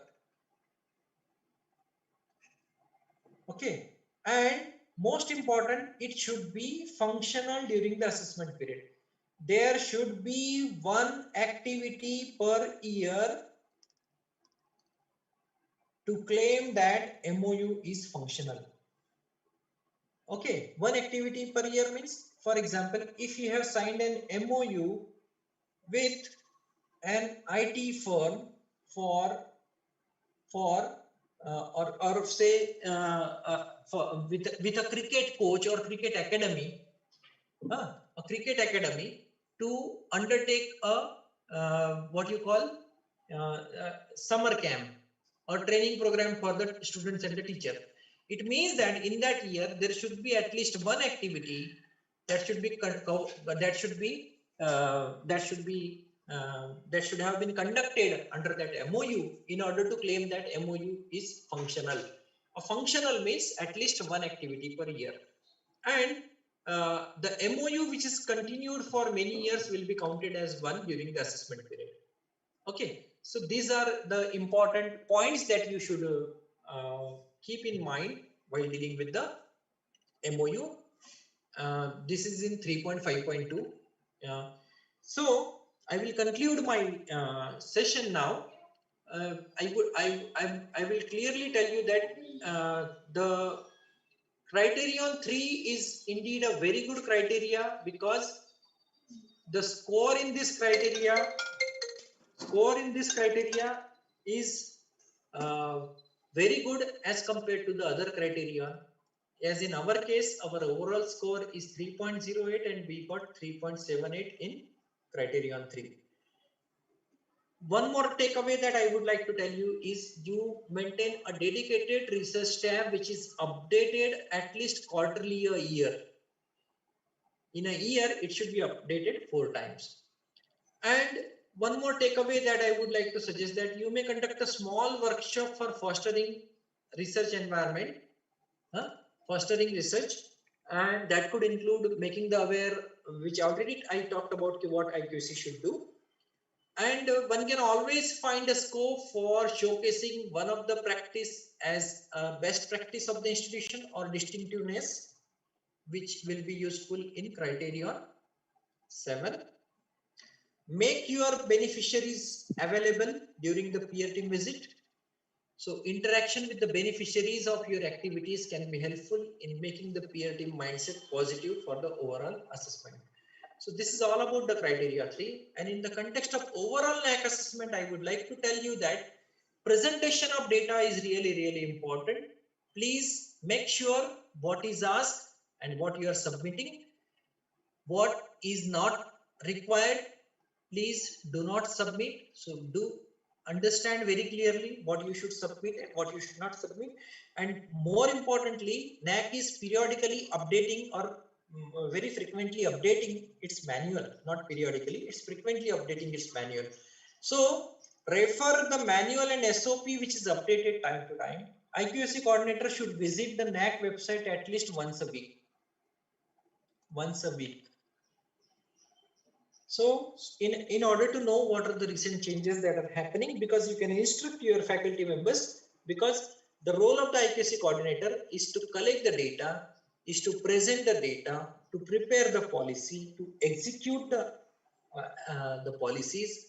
And in other words, what one of my colleagues, Sri Hari Pingle from IQAC cluster, he used to tell that IQAC is like an app in a mobile. If you have got a brand new, say an iPhone with you, and if it is not having any app in it, this will be useless. So if NAAC is a mobile, IQAC is an app in a mobile. So it's an IQAC that will make NAAC happen to the institutions. Okay. So with these words, I thank once again. I thank all of you. I could not make it a dialogue kind of thing because it's in a virtual platform. I have tried my level best to share my experience and also the things which I understand, which I understood at my level. I hope this will be helpful to all the mentee institutions. So once again, I thank the organizer. I thank everyone and for your patience. Thank you, everyone. Over to you, ma'am.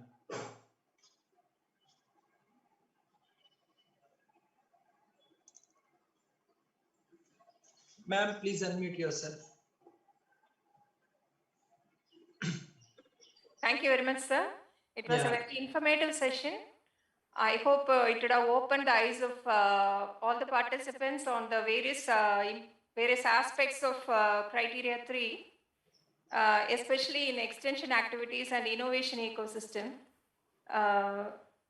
Hope the participants would have benefited very much.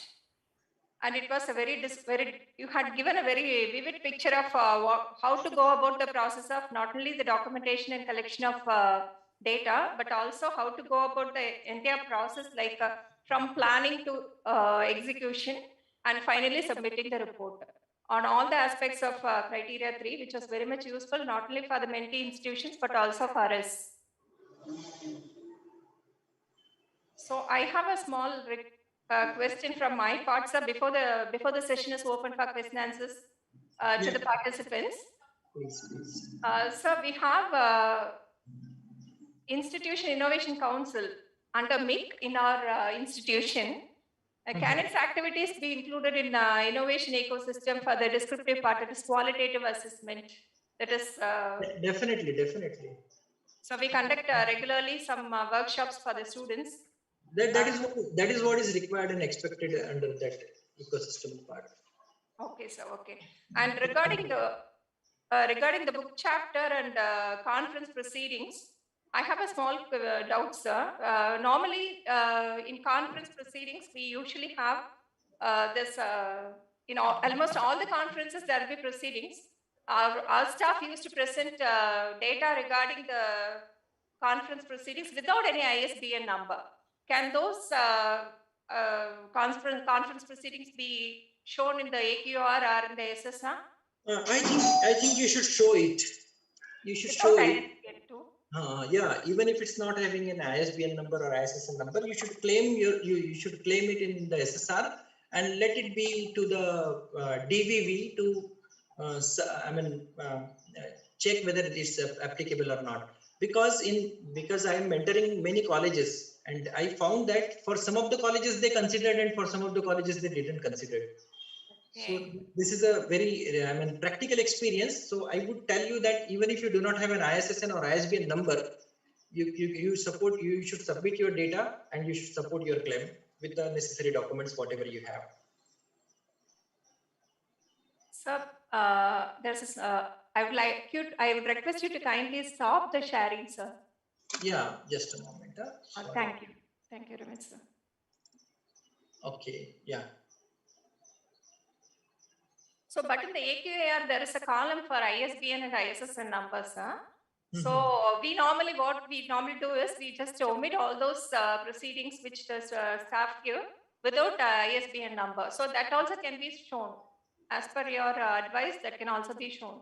I think that can be shown, but make sure that it should accept it. Okay, sir. Okay. So there is a question from Dr. A. Kamaleshwari in the chat box. She's asking, could you please say something about the incubation center? I think I have already mentioned about what is an incubation center. So it is just like, so try to understand the philosophy behind the question. So, don't get, stuck up, and one more approach is try to keep the things really simple. So if you keep the things really simple, then probably you can find a lot of solution. So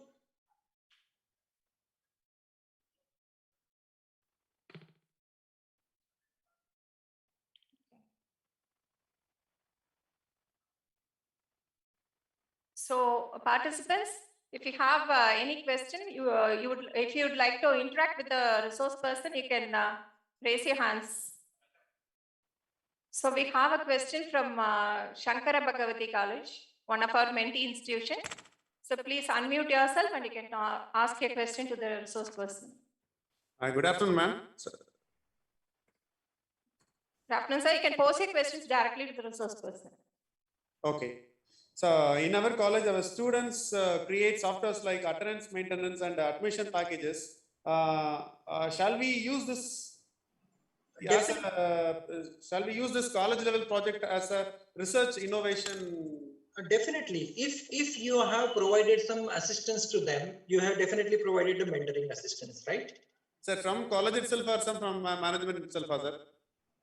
No issue actually from the management, but whenever you are going it to the students, try to give it through the college. Even if the management is giving, try to give it through the college.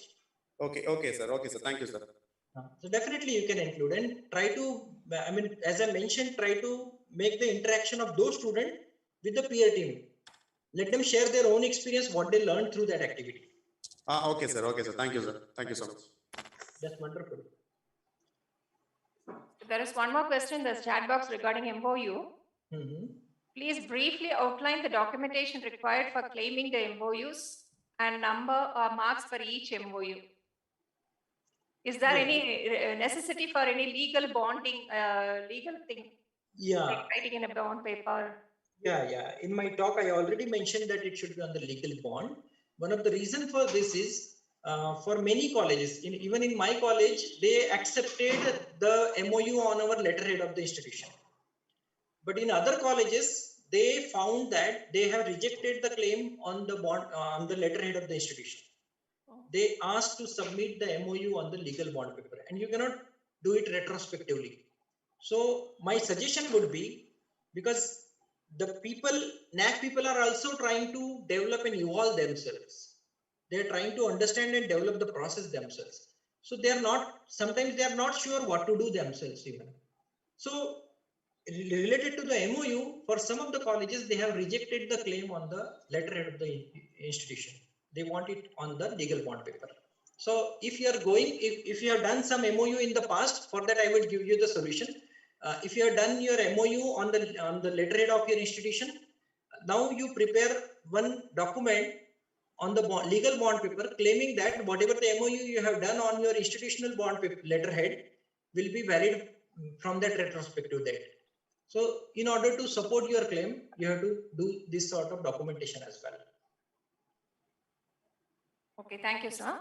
Okay. And Dr. D.M. Patte, you can unmute yourself and ask a question directly to the resource person. Please introduce yourself as to from which institution you are. Sir, myself, Dr. D.M. Patel from D.N. Patel College of Engineering, Shahada, Maharashtra. Sir, my question is that we are having the technical institution, polytechnic, engineering, IT, etc. So some labs are shared lab are there. So we are taking the MOU of the sister institution. But sir told that there is no this is not allowed. Not at all. MOU from the sister institutions will not be considered. But sir, some labs are shared, sir. No, you can use it and you can share it, but you cannot claim it as an MOU. Okay. Thank you, sir. Okay. Thank you, sir. And I have a doubt regarding MOU, sir. We have signed an MOU with a particular institution, and activity has been going on for quite some time. That is, every year we renew the MOU. There is one more question in the chat box regarding this. Each year we renew the MOU and then conduct the activity. Will it be taken as an independent individual MOU, or will it be taken as every year can be counted, or will it be taken as only one? It will be counted as only one. It will be counted because you are renewing the same MOU after its expiry, right?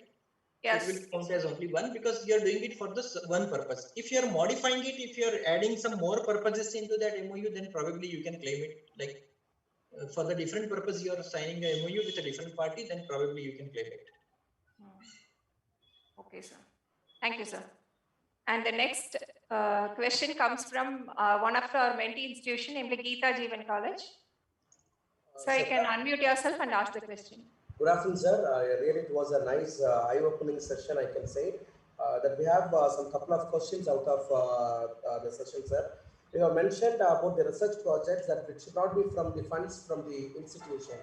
If we create it as an endowment from an institution, will it be acceptable, sir?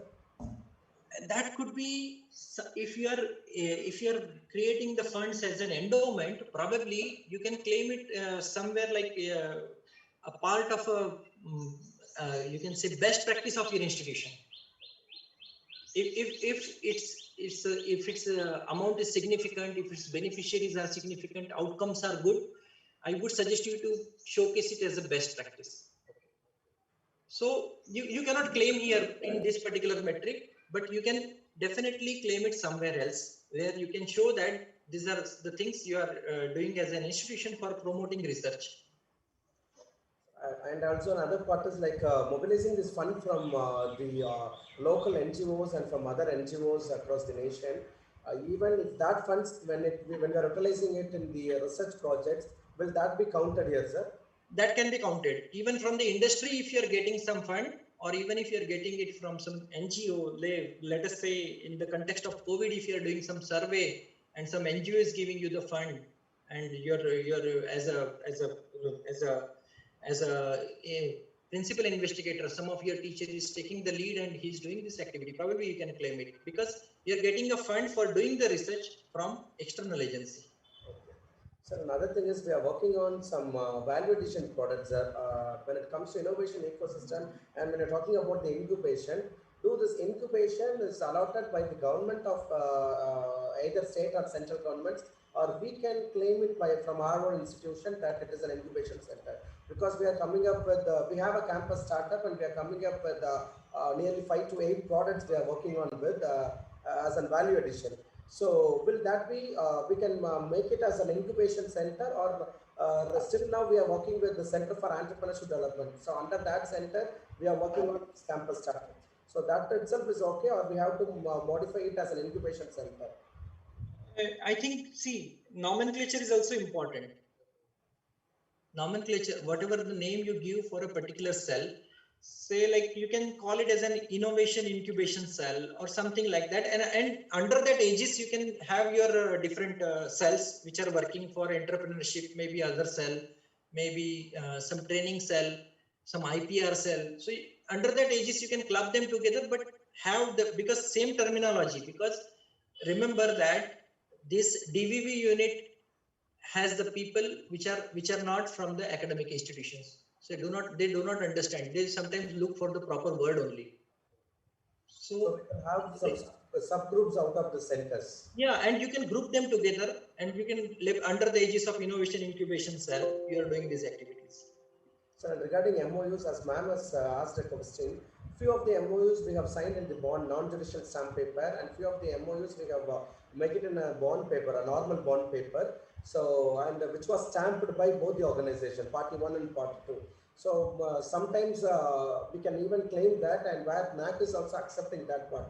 That is acceptable, advisable, or shall we again we need to go with a non-judicial stamp paper, sir? I think you should go with the non-judicial stamp paper. Okay. Because see, it's like taking the chance. Why to take chance? And as I mentioned, even if you have done some MOU in the past, you can have the fresh, some sort of, on the legal bond paper, you can have some sort of writing that the MOU that we have signed on that date will be effective from that date only, retrospectively effective. It's better to be safe, because you never know what these people will come up with. They will come up with, sometimes they will come up with very silly query. And you cannot do anything. One of the advisor of this NAAC Bengaluru, they told that if both the parties are they have a rubber stamp, that stamp is there, then it may be acceptable, they informed. So that's what we have. Rubber stamp and letterhead of the institution, this is a very common thing, everyone uses it. But still, I have an experience that DVV unit has rejected the claim of many institutions. So if we don't want to suffer, why to put ourselves in a trouble at the later stages? It's better to be precautious than facing the problem at the later stages of our assessment. Okay. Thank you, sir. Thank you very much. Thank you. Yeah, thank you. Thank you. Next, we have a person named Chandrasekharan. Chandrasekharan, sir, you can unmute yourself. You can ask questions. Good afternoon, sir. Hello, sir, I have clarification. Ours is autonomous college. Our teachers are having research guidance, and we are having 2 research centers. And many of the proposals, they are giving the basic condition 2F and 12B of the UGC. Our college is having that certification also.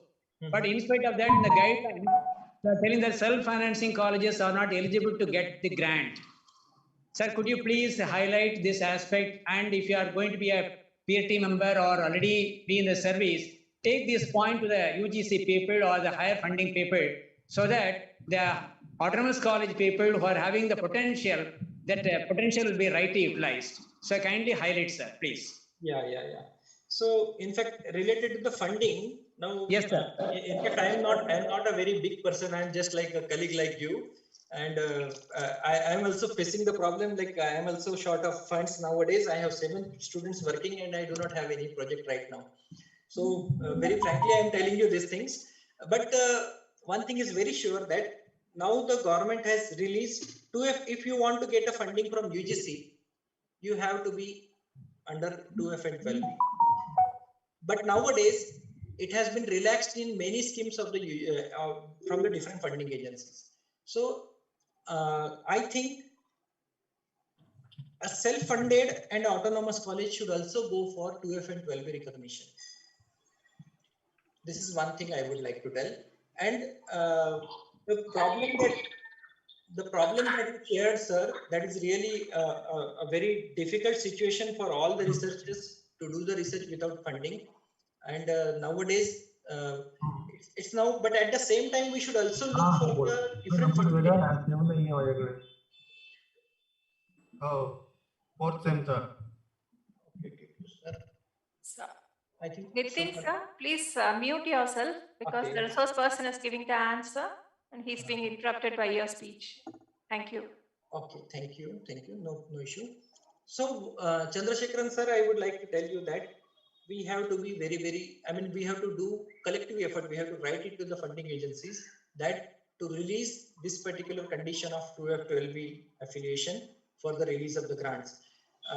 But the other way around, we can definitely tap funding from the NGOs like DRDO and Mahindra, and there are some companies like IBM and others. They are also sponsoring the research project.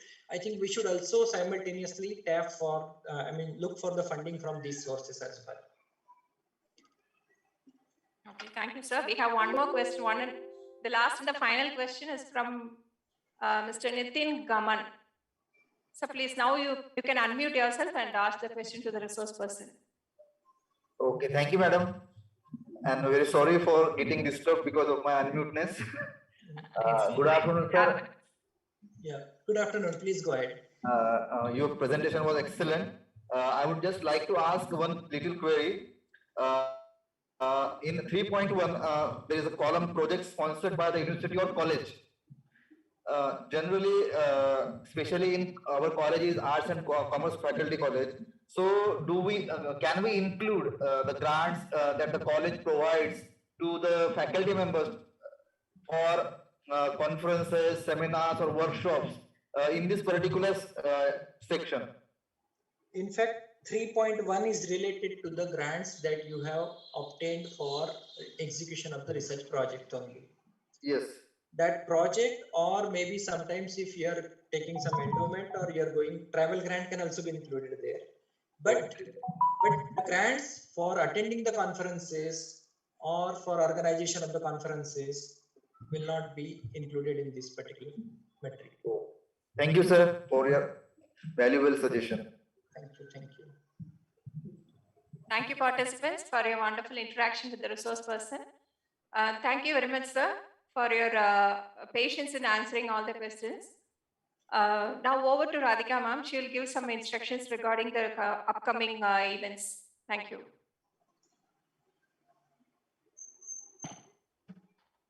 Thank you, Sunita ma'am. Thank you, sir. Thank you very much. Your session was very useful and it was very informative. I think we also gained a lot together with our mentee institutions. Thank you so much, sir. Thank you. And important announcement to the participants about tomorrow's session. We'll be starting by 10 o'clock because we have planned for 3 sessions tomorrow. So the first session will be starting by 10 o'clock, followed by the session at 11:30, the second session. Then we have another session as usual in the afternoon. So please, participants, make it a point to log in by 10 o'clock. So by 9:30, you can log in by 9:30. So participants, please keep it in mind that tomorrow's session will be starting by 10. So please log in by 9:30. So that's an important announcement I wanted to make. And thank you so much for your patient listening. So we break for lunch. We'll be resuming at 2:30 as usual. So you can start logging in by 2. Thank you so much. Okay, thank you.